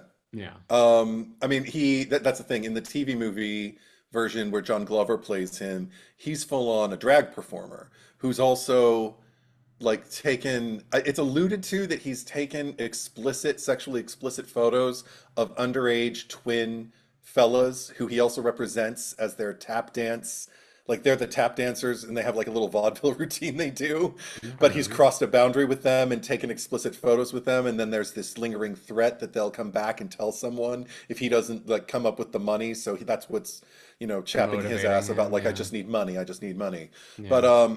he's also got I think strangely enough, after all that, feel like John Glover has maybe more innocence to him than Victor Buono. Victor Buono feels kind of the same way Betty Davis from the first frame of the movie, like you kind of know who she is. First frame of the movie, he is sitting there. He looks completely sedentary, just all the wind out of his sails, just completely immobilized by what's the word I'm looking for? I don't know. A jaded. There's a jaded quality to him. Something that is Mhm. incredibly shut down in terms I don't know, critical of like the world in a way. He seems like he's already lived a life probably the last thing in the world he wants is to be living with his mother, and here he is stuck in quotes with her. Hmm. And then she comes home and he finds out that she's gonna be out of commission from work for like 6 months, I think, because of Hmm. arthritis. So So now now he's he just has like, to well, work. yeah, so now Yeah. where are we supposed to get the money? She's like, oh, we've got savings, lovey. And he doesn't want that. He doesn't want to like be staying there. So I think there's also like a weird kind of like castrated aspect to that character, like, or Hmm. emasculated, let's put it that way. Like Yeah. here he is like completely dependent on the woman who brought him into this earth. And Yeah. the fact that he's twice her size, I feel is just like a kind of almost a They visual feel gag. like they feel like Disney villain henchmen. Totally. Neither of them is smart enough to be a villain, but they could easily be henchmen with each Yes, yes. other. Although she puts on airs very well when she's pretending to be his secretary. And, Yeah. and he even corrects her Yeah. with an English accent, secretary. But She's that's like, but that's that's us. that's her Yeah. qualification Yeah, right. as a henchman. This is Mr. Flag's secretary. And she's just kind of like, oh, his secretary. Mm. With those big, and then Jane is doing, well, she's on the phone with them. She's got those, she looks like a cat's eye clock Yeah. where the eyes just go back and I forth. But have anyway, one of those. you do? You have the Yeah. baby Jane Hudson clock? No, I have one of the I Kit know. Kat I clocks. Yeah. know. Yeah. It's in the other room. Cute. I should go grab it, but Yeah, go grab anyway. it. Yeah. But so ooh, noises. But anyway, there's what was I going to say? Okay, so they're on the phone and everything like that. And she's like, "Oh, I think that would be fine." She even lights up a cigarette to play the role of the secretary. And I love that actress. I can't remember her name at the moment, but the one who plays Edwin's mother. Mm, And the two of them have a weird chemistry that actually is incredibly watchable. Like you've got to really satisfy an appetite for chemistry when you put up another twosome after you've got like Joan Crawford and Betty Davis with these scenes after scenes of just kind of like the ding ding ding of it all. I mm, like seeing this son need his mother and resent her for needing her in this particular context. But also like there is something kind of slimy about him. Like, I mean, I think that I don't know. I haven't done my homework, so I don't know if Victor Buono was like an out gay actor, but I definitely get a gay quality to him. Like he can read gay easily. mhm. Um, and I think like if that's true, it makes sense why he would probably want to be in a situation that's only going to work for him financially because he's not going to be satisfied any other way uh, in a relationship with a woman. Like, he's looking for the financial benefit and for the Yeah. thing that's going to get him back up on his feet. And even as Yeah. he's listening to Jane, when he asks her, like, when do you think you could get me some money? There is darkness in that question. Like I don't know. He's even standing in the shadows when he says it. And I'm just kind of like, I don't never want a man that size asking me when is his money? When am I gonna be able to get him some money? I'd be like, Mhm. um, soon. Oh, look at that. I have to leave. So do you. Goodbye. But but when he says, how much would you be able to pay me? And she just kind of goes, well, what do you think? And his just frustration, his just kind of frustrated glance upward, just like, come on, do business. And she's just kind of like, how about $100 a week, of course? And he's sitting there and he's not even excited. I don't know what the exchange rate, how that changes, like in Mhm. terms of like what $100 in 1962 would be today. I'm assuming quite a bit. So, but it's not even something that he can perk up about. He's just kind of like, all right, sure, let's do it. And then she offers to pay him a month in advance, and it still doesn't really perk him up. So more than anything, I Yeah. think what I get from him, in addition to, you know, um, a latent homosexuality, I think there's also more so just like another rundown character, which is very in keeping with, where Blanche and Jane have been leading us. Like the Bates household is a sunnier, Yeah. happier place than the Flagg household. It looks like $100 in 1962 is the equivalent of $1,072 today. That's not bad for a week. Yeah. Well, he Yeah. probably he probably feels that he's owed even more than that. Probably. Like, I mean, he saw that house and maybe and the neighborhood that it was in and probably thought like, I'm gonna, Yeah. wow, I could really make bank here. But I also, oh, that's another thing I fucking love. again, wordless expressions on film. This is where cinema figures in. It's just like when he gets to the front door of the Mhm. Hudson household and he introduces himself. He says, I'm here to see baby Jane. Oh, here to see Jane Hudson. She goes, I'm Jane Hudson. And you just see his face fall. Mhm. Like, oh no, I'm gonna have to entertain a crazy lady for like the next, for the rest of the afternoon. Mhm. And later on, it's a similar thing when he's playing I've Written a Letter to Daddy on the piano and she's dancing around, and you Mhm. just see him almost wincing at like what she's doing. Like Yeah. he has such a like a foul taste in his mouth off of like the air that he's Yeah. sampling, you know? And When yeah, she all of starts lifting that. up the skirt and I, twirling. I never thought it was the lifting of the skirt that he was doing that too, but it's not Showgirls. She's not. This show ain't called Classes, but but just Oh my yeah. gosh, oh my gosh, Gina Gershon and Elizabeth Berkley. Okay, there you go. See, I knew we'd Yeah, land on it. There you yeah, go. That's the perfect casting. Gina Gershon and Elizabeth Berkley, and across, and then they'll do 6 weeks, and then after that, the Tillies. But yeah. Wait, is or Gina's Blanche and Elizabeth is Jane? ooh, Well, good just because question. Nomi has that like that Chaotic and yeah, energy. very frenetic and uh well, Yeah. Gina's like she's very sly and manipulative, so yeah, I guess that would work Yes. for And having Blanche. that like Yeah. star quality, I can see Gina Yeah. Gershon just like, lifting her face while she watches herself on television. Yeah, yeah, Yeah. that's exactly it. That's okay. There Mhm. you go. We've got the Yeah. casting. We've got our casting Awesome. of our Yeah. Baby Jane revival. Yeah. There's so many options. You just pick whichever one you like best. Yes. Yeah. I wanted to ask you Sure. something that I never had a question about before. And then because I was thinking about Blanche as kind of like the queen manipulator of the household this particular screening. Because you already brought up, like, yeah, Jane tells her, like, oh, you're just a liar. You always were. And I always just kind of thought, like, oh, Jane's just denying, denying, denying. But I'm like, maybe there is some level of her that's perceptive of like Mhm. what she's being put through and everything. Like, maybe it's just like pockets of it, of Mhm. consciousness. But anyway, I wanted to ask you just, it seems kind of immaterial, but I think it's actually kind of crucial. I'm Mhm. watching the two of them argue in one scene where they're talking about the house, and she's like, Baby Jane Hudson's money paid for this house. And she's like, oh, you're forgetting again, Jane. I bought this house for us, for both of us to live after I made my first picture. She's like, you don't think I remember anything, do you?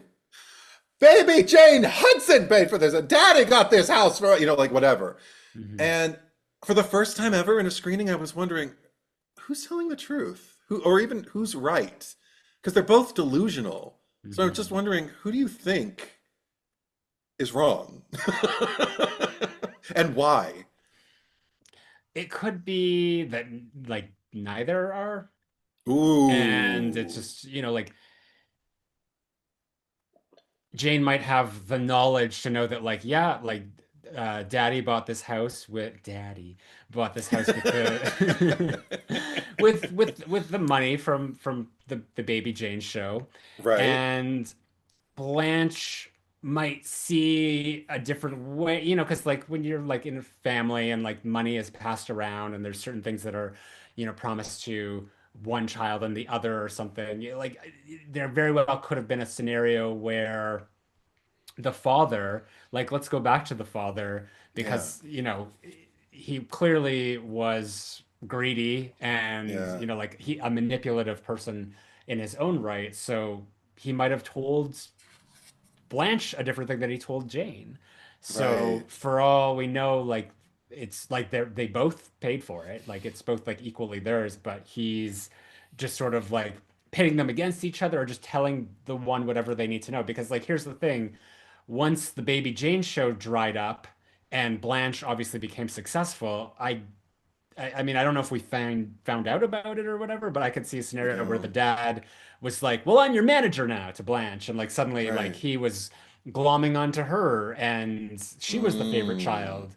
So yeah, I think that they were both kind of lied to, and they Or both what? Yeah. believe different versions of the truth. What if they, yeah, like what if kind of a version of both happened and like, yeah, father bought the house for them with the money that Jane raised, And then maybe he doesn't seem like the brightest businessman. I wonder if like Yeah. maybe everything got lost and maybe they were in at the risk of losing the house and then Blanche made her first picture and saved it and bought it and Mhm. chose to think, I bought this house. This is the thing. When both of them are speaking, for the first time, I believed Blanche less. I always believed Blanche was right and Mhm. Jane was crazy. Well, because she's, So yeah, she's erratic, so you're less yeah. likely to believe the erratic person. Right, but now I'm just kind of Mhm. like, but Blanche is delusional too, or she's in denial certainly. So Mhm. what if she kind of like told her own story and like you said but earlier has started to believe the story she told herself, Yeah. like I bought this after, the first picture I made. And it's like, forget all about father, forget all about everything that came before. I'm the one who Mhm. saved us, so I'm the one who gets the credit for like, without even being this present in articulating what she's doing. But yeah, what if Yeah. she's kind of like positioned herself as like the savior of the family and the one who's trying to Yeah. uphold everything, and Jane's the one who needs to, get out of the way. I don't know. Yeah. Yeah, it's I'm it telling you, was never a crux for me, but yeah. it's the father is the villain. It all starts at the home. The fish rots from the head, Yeah. but Just there's whatever Laurie Metcalf says in screenplay. It's like it's always the parents' fault. Mm. I mean, I love that we're laughing because I mean, there are some really, really great laughs in this movie. Like, I Mhm. love Elvira's not entrance in the movie, but entrance into Blanche's room, Mhm. where Blanche is just like, "How are you, Elvira?" She's like, "Fine," and she just puts her bag down, and immediately it's like the only laugh I think that Blanche really gets in the movie, where Joan sits there and takes a sip of her coffee after she says, "Oh, you've seen Jane." Mhm. It always makes me laugh because it's like anybody coming into a room that sour would probably have, already had an Yeah. exchange with Jane. And the other one is just like when Jane is talking to Edwin and he's talking about how soon before we can get things started and everything. And she's like, "Well, I have some family matters to take care of, and that should take about a week or so." And I'm like, she's thinking like, it's probably She's gonna like take me another looking week to starve my upstairs. sister. Yeah. Then she'll be dead. Then I'll be free to do whatever I Yeah. want. And it's Why do you think dark, but it's she would like starve her rather than just like going and like smothering her or, you know, dealing with it faster? well, I wonder if like again, like we're not dealing with someone who's completely sensible about every action that Yeah. she's taking. She's very messy. Yeah. And to the point where like when it starts to back up on her, her only instinct is to run, And then by the time she's yeah, what I opened the pod with. But by the time she runs, it's too Mhm. late because she's one brick shy of a load, shall we say, probably several at this point, and she's Mhm. dancing on the beach and she's pitching a ball with little kids, not keeping a low profile at all, Yeah. and going over stealing ice cream. Okay, this is another thing I want to ask you about because there's a legend around Betty Mhm. Davis in the end of the movie Mhm. when there was footage of like everything, like the whole exchange at the end when when Blanche tells her the truth, and they originally shot it on the beach the same day that they shot when she goes up to the ice cream stand. Apparently, the way some people believe that Betty had like a makeup person waiting for her down the beach in like a hotel Yeah. or something. But she said she knew it was going to take a long time for them to set up and figure out where the light was and what they were going to do. So she says, "I'm going to go take a stroll." So she went down the beach, and when she came back, she was glowing. Mhm. And there are people who think that she went to her makeup person down the beach and they pulled, her face back a few times and replaced the wig and just made her look young. Because if you see the close up when she goes up to the ice cream and they ask her, "Okay, what do you want?" And she's deciding, all of the creases in her face have all Mhm. but disappeared. Like she doesn't look like she did, like 50 years earlier or anything like that, but she Mhm. looks kind of beautiful, like in the sun, and there's a grace to her that hasn't been there the whole Mhm. movie. Like that harsh close up of her drinking and yawning, that person's gone.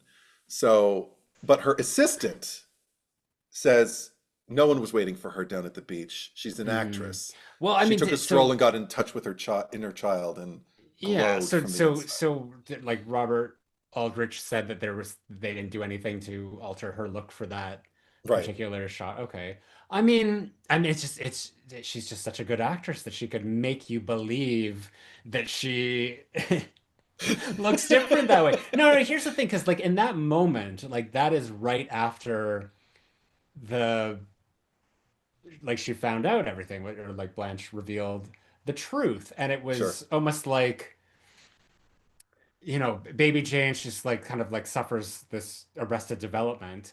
She Hmm. hasn't really aged psychologically or mentally, but she has physically, and almost like that moment, like it brought her back to being a little girl, Hmm. or at least like a young woman, if they're going by like the timeline of when the accident happened. Sure. So even though she's acting like a child, so I mean, like Hmm. she's going up there and she's like, two ice creams, oh, strawberry, and Yes.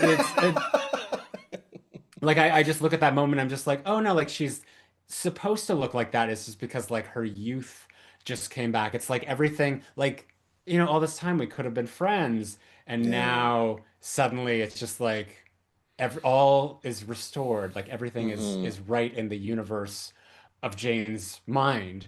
So did she go and have a thing? Here's the thing. It's just like I think that Betty Davis, would she be the type of actor who would kind of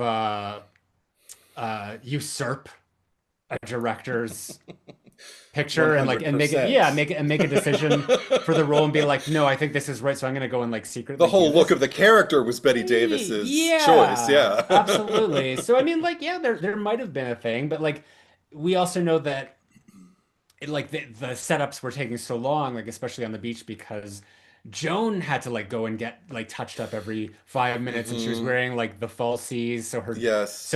heaving breasts could like She wanted it to look like as though she were defying gravity with her yeah, breasts, and Betty fell yeah, on her at one point and yeah, said, "Ah, feels like two footballs," because everybody yeah, knew. yeah. But that's the thing. It's like it might have been like out of defiance, sort of like, oh, if she's gonna have her, Yeah, whatever she has, maybe. I'm gonna go do my own thing. So yeah, Whatever it is, it works for that moment. It's a shame yeah. because subsequently, for anybody who doesn't know, Joan saw the dailies for what they Mhm. shot for her disclosure, and she was not happy because Yeah. she thought, even though I'm laying on my back and I've got falsies and I made up to high heaven, Betty looks better than I do, and Mhm. I'm not okay with Well, that. she's also And looking like she's on death's door, oh, well, which, but I mean, even in the original footage, like we don't yeah. have access to that. So they had to reshoot Uh, everything that we see that's in the movie now, it was on when a in the soundstage. Yeah. disclosure exchange, when they're sitting on the beach together, when she's laying and Betty's sitting there, that's all on a soundstage. That's not Yeah. the sky behind Betty's head. That's not Right. real sand. Like they built like a little thing. So that all had to be reshot per Joan's request, and that's why Mhm. Betty, with her hands over her face and everything like that, and everything, she goes back to looking kind of like, the aged kabuki actor, as Mhm. opposed to the way she does when she buys the ice creams when she's just a glow. Yeah. But at least some of it made it into the movie, and I think it works for that moment. Amethyst is asking, does Blanche survive the movie, you think? I mean, this is the thing. I don't feel like Joan Crawford would have agreed to play this role if Hmm. she's dead at the end of the movie, or even if she's doomed to die. Hmm. Um, I feel like the movie's mean-spirited enough to kill off Blanche, but I don't know. I kind of think in my mind, I like the mystery at the end of it, and I don't need Blanche to die. Like I don't achieve, it Yeah. doesn't achieve something for me if she dies as opposed to if she survives. She can Hmm. survive. I think she lives. What about you? I don't think that she dies. I think that like Blanche is like a huge drama queen. Um, like the whole like we were talking about like the whole thing of just like the weakness, and like, yeah, she hasn't been eating of like her own volition sometimes, other Hmm. times like she's given rat or bird or Yeah. whatever, but it's like the timeline of this movie is just like a couple of days. Yeah. Well, it's And oh no, the something about when Elvira's coming back. I think there's like a week's gone by at one point. So I think it's a couple weeks. I think it's actually like a couple is weeks. it it Yeah. made it seem like it was just like everything was like kind of happening day to It did, day. but at some point Yeah. somebody mentioned something, and I was just kind of like, "Oh, I never noticed that before." Like Okay. a few days have gone by. It's been a week or something like that. So Okay, well then maybe this is all moot, but it still seems like there's. I mean, maybe not, because like Blanche's will to live feels like it's just like she doesn't have it. And it's just like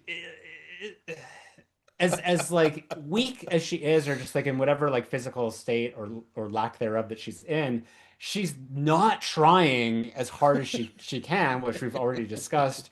Right. So I just, see her like laying on the beach and just being like, "Oh, I'm not gonna make it." And then everyone comes up and finds her, and they're just like, "All right, lady, come on out. Like, here's just some water." But you could like, We'll just rehydrate you and you'll be fine. yeah, because I mean, you can last a really long time without eating. It's Sure. not having water or hydration that's going to kill you. Sure. So, I She even mean, gets if ice it's cream and she doesn't eat it. Like, come on. You're starving and you can't eat ice yeah, cream. It could save you. It means, okay, I agree with you. I don't think Blanche has like a will to survive, but yeah, I definitely think Blanche has a will to be saved. So when the cavalry comes at the end, like yeah. the police coming and like gathering around her and everything like that, while Jane is dancing on the beach and circled by, the public, once again. I feel like the fact that there are people who were there like checking on her, I think that's maybe that's been the long game the whole time. It's just like it's all been about this, me laying there strewn about the beach just with my hair all unfastened and just going, "Ah, please." Like, I mean, that's Mhm. all she does when she crawls up for help. Anyway, it's just please. So she's as Mhm. capable of saving herself now as she ever was, which Yeah. means she's not, but other people are saving her, which means she's going to be fine. That's what she Yeah. wanted. Yeah. Because it's all part of the act. Yeah. Yeah. Okay, I have another question for you. Okay. If between the two of us, which one do you think is Jane and which one do you think is Blanche? Who would more likely fit in Hmm. which role if it were ever to come to that? I mean, I just with the caveat to say that I don't think that either one of us are like anything remotely close to either I of them, but agree. I agree. That said, I mean, like, look, I will own a character if I feel that there's any sort of semblance to them, and I have on many occasions. But I think in this case, I mean, just probably the closest, like you would be Baby Jade and I would be Blanche. Do you feel and that? why? Why? Because I'm nuts. I mean, no, I mean,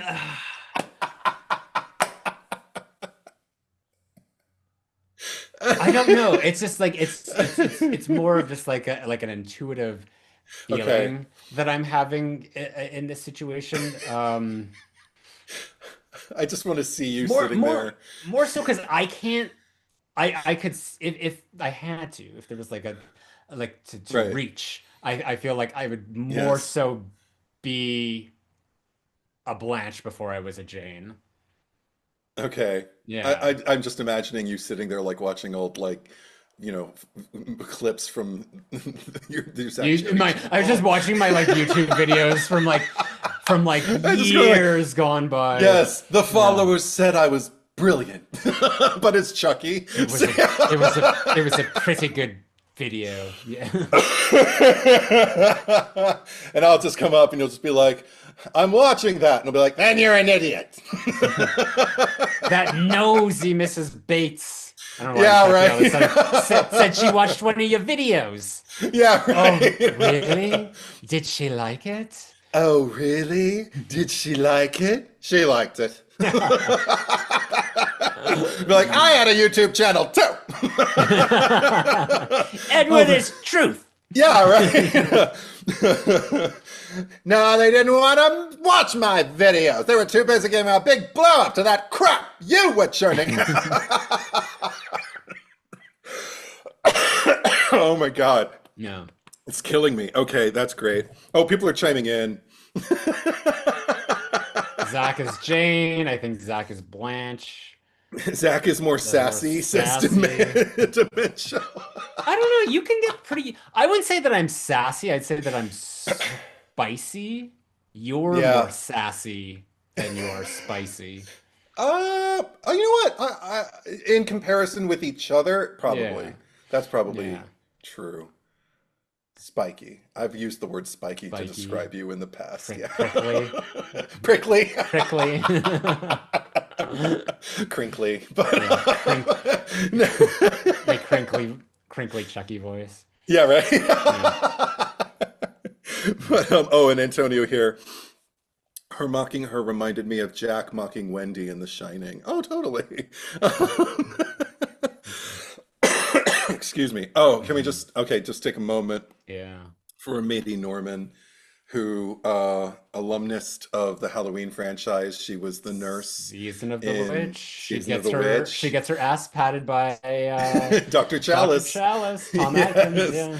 And she gets her own kind of Joan Crawford moment when she gets passed by the murdering bot. And she's like, ah, Yeah. ah, ah. And I'm just kind of like, oh, they never should have asked her to do that. Mady Norman's stronger than that. And never more self-possessed, I feel. I haven't seen all of her movies, but I'd be surprised if there's a moment where she kind of fixes her stance, plants her feet, and just, demands something of someone with the intensity with which she asks Jane for those keys. I just love her just kind of like, you give me those keys. It's, oh my God, I'm almost doing Rhoda Mhm. from the bad scene. Give me those shoes. But anyway, Mhm. but I just love the fact that like, kind of like, I think we referenced this with the Jawbreaker pod, about how Darren Stein said that like when they were casting Vera Cruz, Mhm. they needed somebody who was going to be able to hold her own against Rose McGowan as Courtney. And when they knew they had access to Pam Grier, it was like, well, that's the clear choice because no one's going to doubt for a second whether she can handle herself in an exchange with Courtney. And it'll Mhm. create a little bit more mystery about like, might she get caught?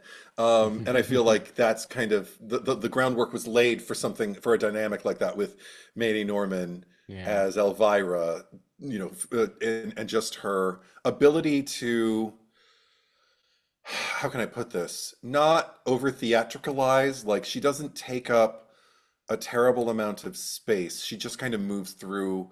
Oh, I'll quote the movie, like an old friend. Like, I mean, I, Mhm. I feel like I get her from the second she comes on screen, and every time she's on screen, I like her and I want her around. And to the point where I get so disappointed when she turns her back on crazy baby Jane Hudson. Put the hammer down there, yeah. I know, put the hammer down Come and unlock the on. door and see her strung up like that, not immediately turn around and go like, "All right, crazy, put your hands where I can see them, up against the wall. I'm calling the cops." But instead, she's just kind of like, "Miss Blanche, Miss Blanche," like, and I'm just like, oh, because okay, again, women being written a particular way, like, I mean, and sometimes, sometimes you can be shocked by something Well, you're seeing, look, and the all the immobilized. best women character, like let's look at like Ripley, Uh-huh. Sarah Connor. Hmm. Were they written by men or women? Um, did James Cameron write Aliens and He T2? wrote He directed Rose. them, but Yeah. I don't know who the screenwriters were. Hmm. I don't know. Maybe It's just like maybe. it's like let's not pigeonhole ourselves into a way of thinking here because I think that there's it goes both ways and like we're in a time now where there are women who are being written and they're like basically that what's the Mary Sue of it Oh, all. oh, Just sort of oh. like it's like there's a like a political agenda or there's someone sort of like imprinting themselves onto the character rather Mm, than finding the truth of like who the character actually is. So, I feel mm. like, we're not in a great place right now either. Like we're not like I don't think that like every woman character that's being written is like actually like a presence or a source or just like an actual Mm, character that feels real or feels mm-hmm. vulnerable because that's the thing it's just like they lack that certain aspect and I think that even a movie like this where even though you have these characters who are making stupid choices and are being like Elvira just like putting the hammer down Yeah. or Jane or sorry Blanche it's just like having this weakness about her and not being able to do Yes. anything but I don't think about that. I don't think about the helplessness. I think about like the raw emotions within those characters Mm, and to me that makes a character stronger like on the page and on the screen than just sure. having a character come in and just like being like well, I'm a strong woman. Right, right, Speaking of right, right. Halloween 3, I remember. Yeah. Well, first off, Amethyst answered us as usual. Amethyst, thank you. Cameron wrote Aliens and co-wrote T2, so there you go. Hmm. Um, also, got to say, I remember seeing a woman speak to this, Martha Yes. Plimpton, talking in this documentary I used to love called Searching for Deborah Winger. And it's just like discussions that Rosanna Arquette had with just an onslaught of actresses, sometimes one on one, Hmm. sometimes in group settings. And Martha Plimpton just let her rip at a dinner where they were sitting there just talking about, like, what is offered to actresses and how dissatisfied she was with it, how angry she was. She said, and one thing that I loved that she brought to the table was she said, I'm so sick. And this was like 20, 25 years ago. She said, I am so sick of the strong woman thing.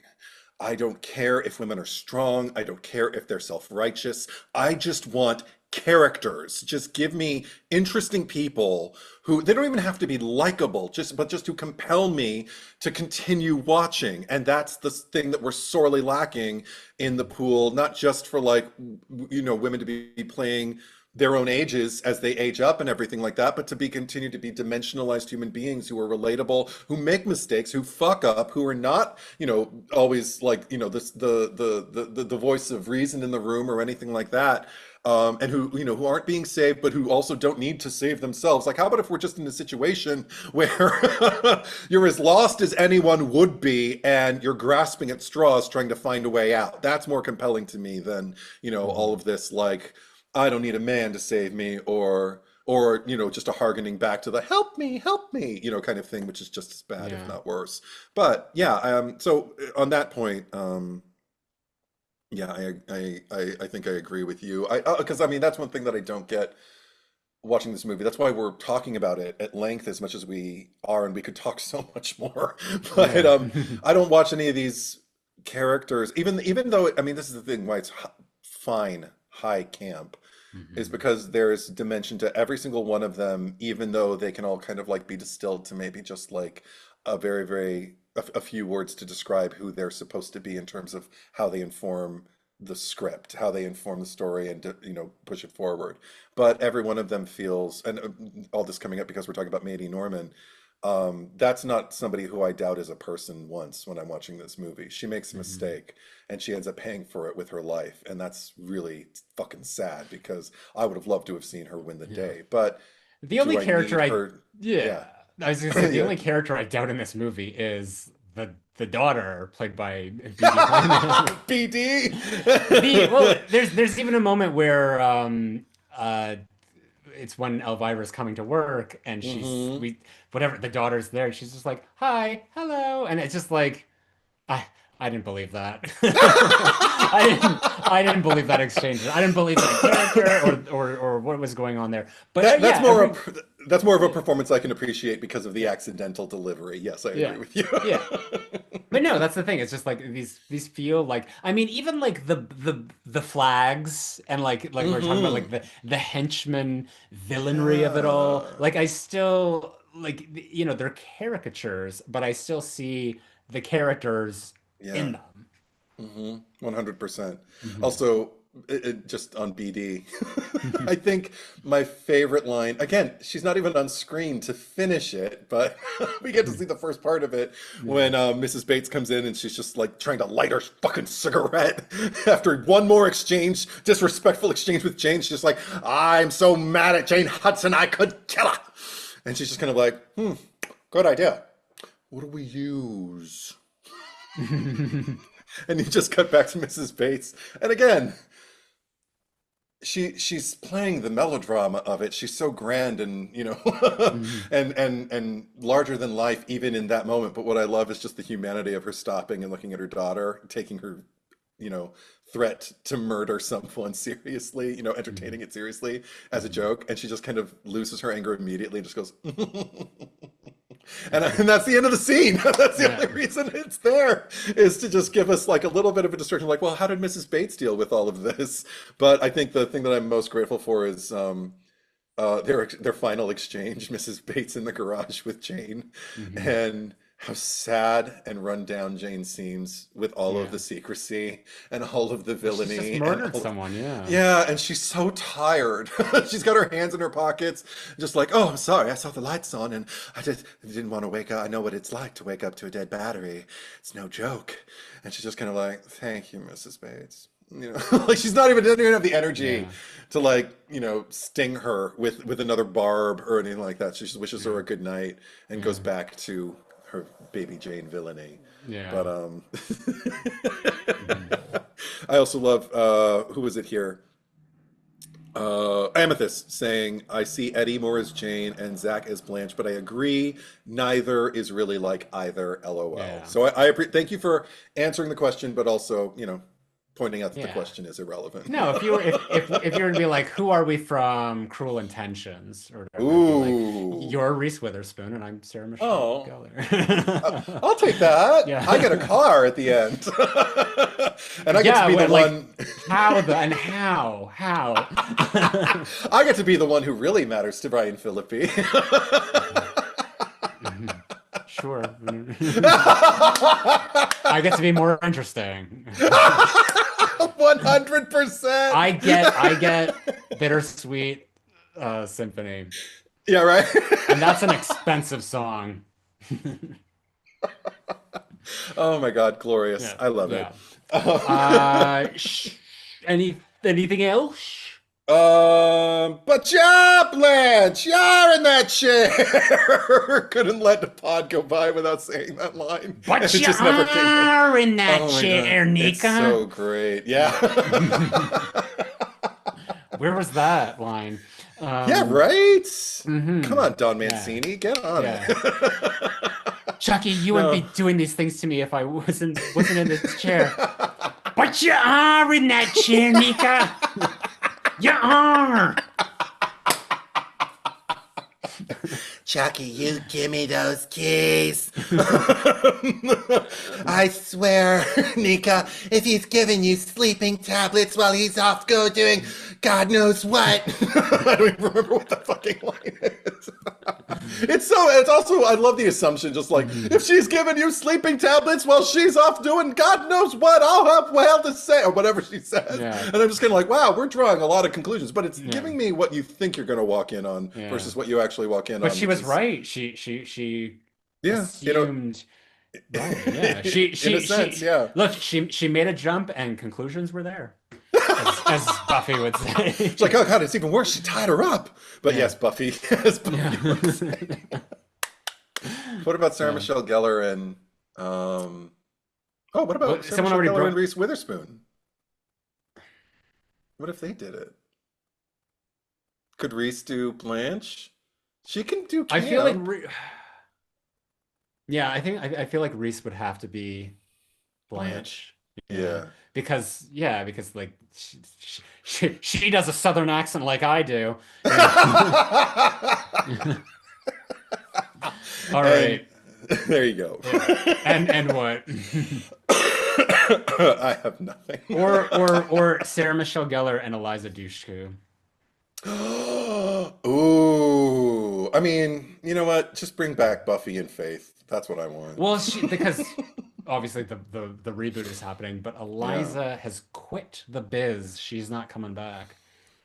Okay, well now I don't need to see the reboot. You were No, you were holding out faith for Faith, and she's not gonna be Well, there. maybe she retired the same way like Celine Dion and Cher retired, and then they'd come back and do their one last farewell concert, 8 concerts tour. later, yeah. Yeah, part 8 tours 17, later. yeah. Yeah. Okay. So who knows? She might still come back. Okay, all right. Fingers crossed, We'll fingers crossed. we'll hold space for her. All roads lead to Buffy. Yeah. All right, let's get to the cherry picker. It's not like we kill people on purpose. All righty, we need a cherry on top. Oh shit. Well, I Shit. mean, in the past, yeah, I think we've asked the question before, like Betty, Joan, which, and we've usually both said Betty, right? Well, I mean, I think the fact that Betty was robbed of her Academy Award because of Oh, because of the tomfoolery that was Joan Crawford. oh my Um, God. See, you got to yeah, stop believing the propaganda. But and Bancroft deserved that Oscar. I'm going to say it. But anyway, yeah, but Betty Davis deserves to be the cherry on top this week. Yeah. yes, absolutely. 100%. So last week we asked you who deserves to die the most in Mm, my soul to take. I nominated Quint, who was the stepfather of the one kid. I forget his name already. me too. Yeah. Oh, Um, wait, Bug Al and Alex? Alex, I think. Yeah. Yeah, Alex's stepfather. Versus your nomination, which was Brandon O'Neill, the Oh, right. Yeah. bully-ish kid. Cross Patreon, Instagram, and YouTube. The final tally was 143 for Quint versus 108 for Brandon O'Neill. Oh, thanks, However, guys. you dominated on the Patreon and Instagram polls. It was the YouTube one that leaned more so Uh, in the favor of Quint. okay. But you know what? Since this is your last one, I'm gonna give it to you. Oh man, don't do You get you that. get the take the first pick. Why? Why not? Um, See this all this time you thought that I was gunning for I always had to have it. All this time you mean all this yeah. time I could have had the first pick of the cherry picker? Yeah. Oh God. Well, let's hear what people Read the have to things, say. yeah. Yeah. Oscar was here. Quint for sure. Brandon was a prick. We like to say that on here. I mean, I did drop a C bomb earlier, so Oh, I guess okay. the Ooh. P bomb's okay too. Right. But I had some fun with his character. I loved the dialogues between him and the Ripper. Brandon, put Brittany on, please. The Ripper. She's not here. Brandon, well, where is she? The Ripper. Where are you going to go? Brandon, I'm gonna go to the church. The Ripper. No, you're not. Brandon. What do you mean? No, I'm not. The Ripper. Think hotter. Brandon. Miami? The Ripper. Try hell. Brilliant. Or the Ripper. Anybody you want to say goodbye to? Brandon. My unborn child. The Ripper. Fuck your fucking unborn child. Now, where'd I leave your bitch? Quite messed up and morbid. It was if it was Freddy or Ghostface, these lines would be classics. Oh, interesting. Yeah. Okay. In the fucking morgue. Or Chucky. I just like imagine like Alex as the Ripper, like on the phone, like hiding behind the tree and calling him, and then just like running out and stabbing him. Yeah, that's cute. Yeah. Blue box. Brandon. I'm assuming he's some sort of bully based on the photo. I only remember John Magaro. Is that how I say it? And the annoying religious girl. I was so excited before this came out, and then, yeah, Welshman, Quint, just for making me think that was Vin Diesel in the little photo. That's cute. Jazzy Boo, I picked Quint, no real reason. Really just don't like the look in the pic or the name that much. The Tar Man, wish I could just vote for both. I guess Yeah. I'd pick Brandon, worse than simply being a predator. He folds and starts getting all weepy the second he's in genuine trouble. It Mm, elevates the innate pathetic nature of who he is to a new height, trying to weakly apologize and almost repeat as or repent as he's about to die. Quint is such a stock standard abuser that I can't hate him on more than a surface level. It's clear that he didn't even drive Alex to become the Ripper or something with his abuse, given Alex was genuinely possessed. So his existence is just unfortunate. right. Mad Apple, Quint, and I'd revive him just to kill him again. Oh, okay. Grant Dempsey, Quint, because as I was watching the movie for the first time last weekend and his one and only scene came along, I knew that he was going to be nominated for the cherry picker. And I knew that I was going to vote for him. And here we are. All right. Adrian Phillips, Brandon, any level of dimension was ripped out of him in his final moments. I don't know the technicalities behind who my vote would go towards, but the visage of the killer is too Rob Zombie's Dracula. Brandon's budget high school musical look is another reason for me wanting to see him go.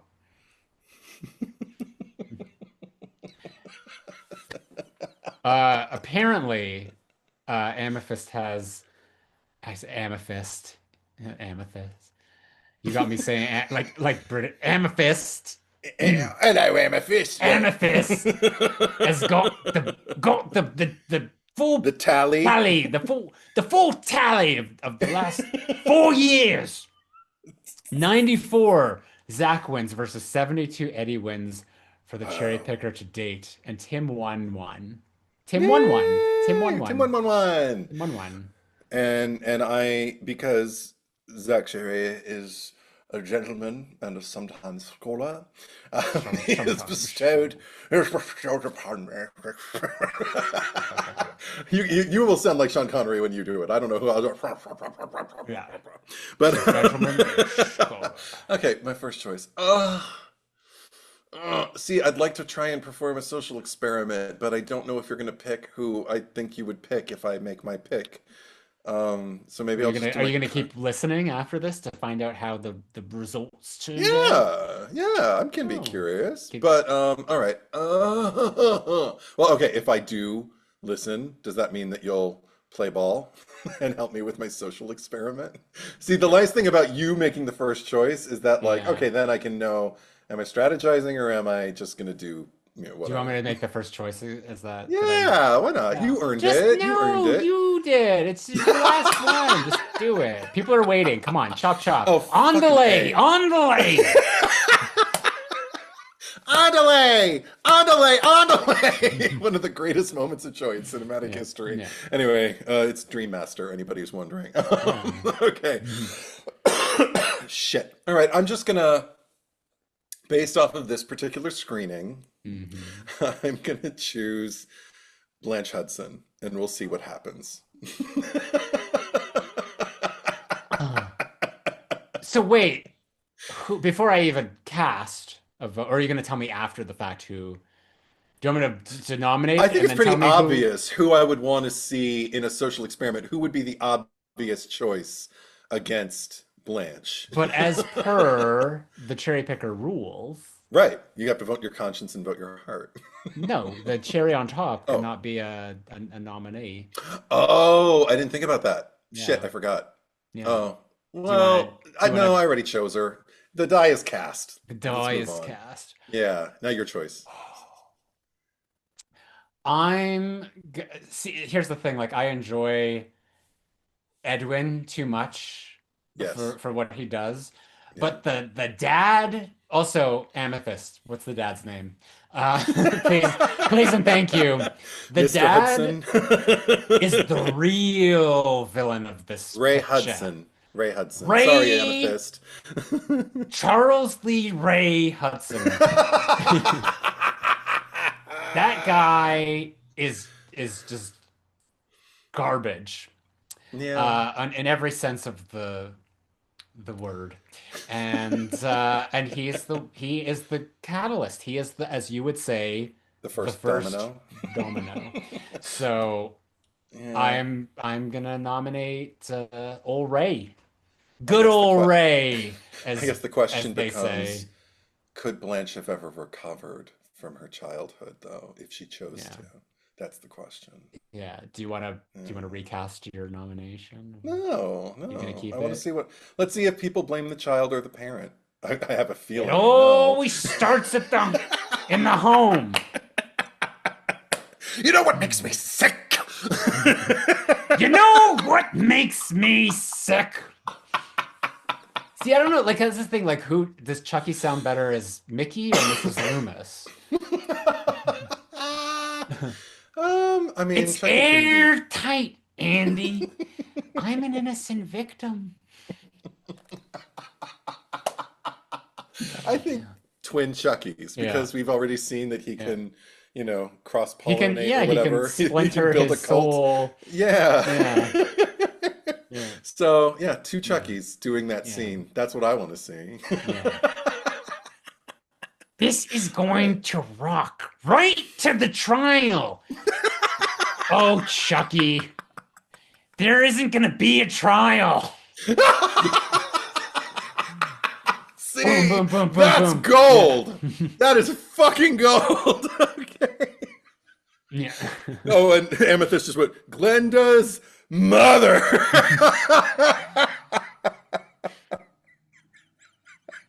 Glenda was a good boy. Oh my God, I'm killing Yeah. myself. All right. Yeah, he did a bang up job, Chucky. Not wise to patronize me with the gun, Tiff. I'm sorry, you did a real bang up job, Chucky. Yeah. I've heard all this before. You know why you kill people, Chucky? Because you want. And I get that because I want to too. That's how I know. And she'll just go on, she'll have a monologue about how good it feels to kill. Yeah. That would be great.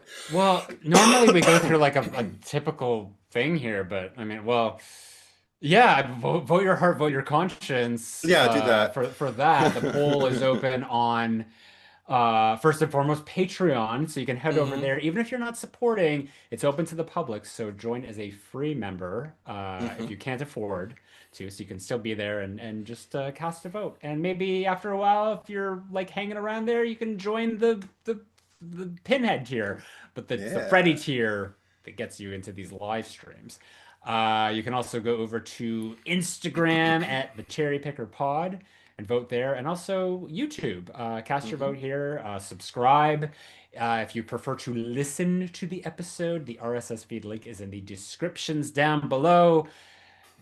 Last chance for you to tell everyone what your socials are. Oh no, I'm unplugging. Don't bother. But I will say, in the place of promoting my Yeah. socials, what I will say is, thank you guys. Like, okay, like the goal was never to become a podcaster. I told this to Zach like 11 months ago when I first kind of gave my It's been notice. 11 months. It's been 11 months. Yeah. But no, it just kind of like ended up happening, and it was great to just kind of like feel this sensational chemistry with you, Zach, like from the word go, when we were just talking. We were literally watching Scream and just talking about it while we watched it. I know Yeah. Zach hates that as content, but but it was a good springboard into like what we ended up doing. Yeah. And there is so much content that we've created like over like the past 5 years actually. So Yeah. if you like check out Fright Club. We did what, Which five, you, 6 episodes? yeah, which you wrote some stuff for. We We collaborated on my collaborated. They thing. were, yeah, I would like Yeah, give yeah, him like first drafts and everything, and he'd be like, yeah, which you can find on he, my channel. Yeah, yeah, yeah, yeah. And also like if you're sad, there's more. There we have so much there's hours and so, hours and hours of content. If you're not already on yeah. Patreon, go on Patreon.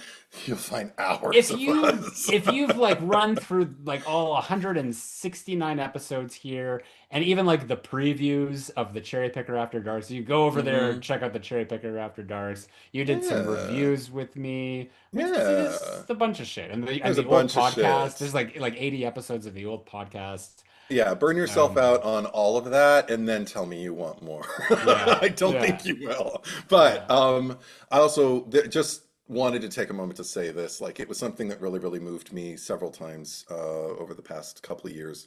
Some people reached out and told me that they were going through real tough times, very tough times, and that the pod was something that they always felt they could stick around for as an alternative to no longer sticking around, maybe. And that means the world to me.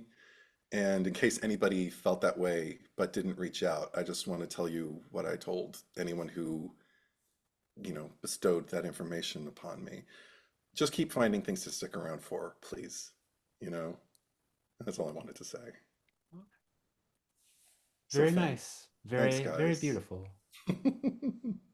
Lovely. Well, on Yeah. that note, this There it is. there that was it, and it crept up on us very quickly. And I've known about it even longer, and it still feels like it's 11 months. It was just yesterday. Just 11 months. Yeah. Remember it just like it was yesterday. I'm But looking forward to seeing what happens though, like the future of the pod and like what it's going to be you're something you're else. just And looking forward to it imploding without you. no, I'm not that kind of person. I'm Reese Witherspoon. I want it to succeed. If it were my y'all. pod and you were Yeah. leaving, you probably want to torch that fucker. Well, if it was your pod and I was leaving, it would probably be because you fired me. That's not true. Yeah. Okay. Oh my God. Anyway, Woohoo! so now we don't got a new episode. Oh, I don't got a new episode Yeah. until the new year. Mhm. So that is going to be Scream Revisited, the countdown to Scream 7. Ooh, fun. Tim and I are going to be going through all 6 of the movies, leading up to the release of the new one. So you can look forward to that if you're not tired about hearing me talking about Scream, No. but also having a new perspective. But Right. yeah, Right. that's what's going on. So I hope that everyone has a really nice Christmas and whatever else you celebrate, and New Year's. And yeah, I'll be right back. And Edward, you'll be around, right? I'll find my way. Yeah. All right. See you guys later. Bye.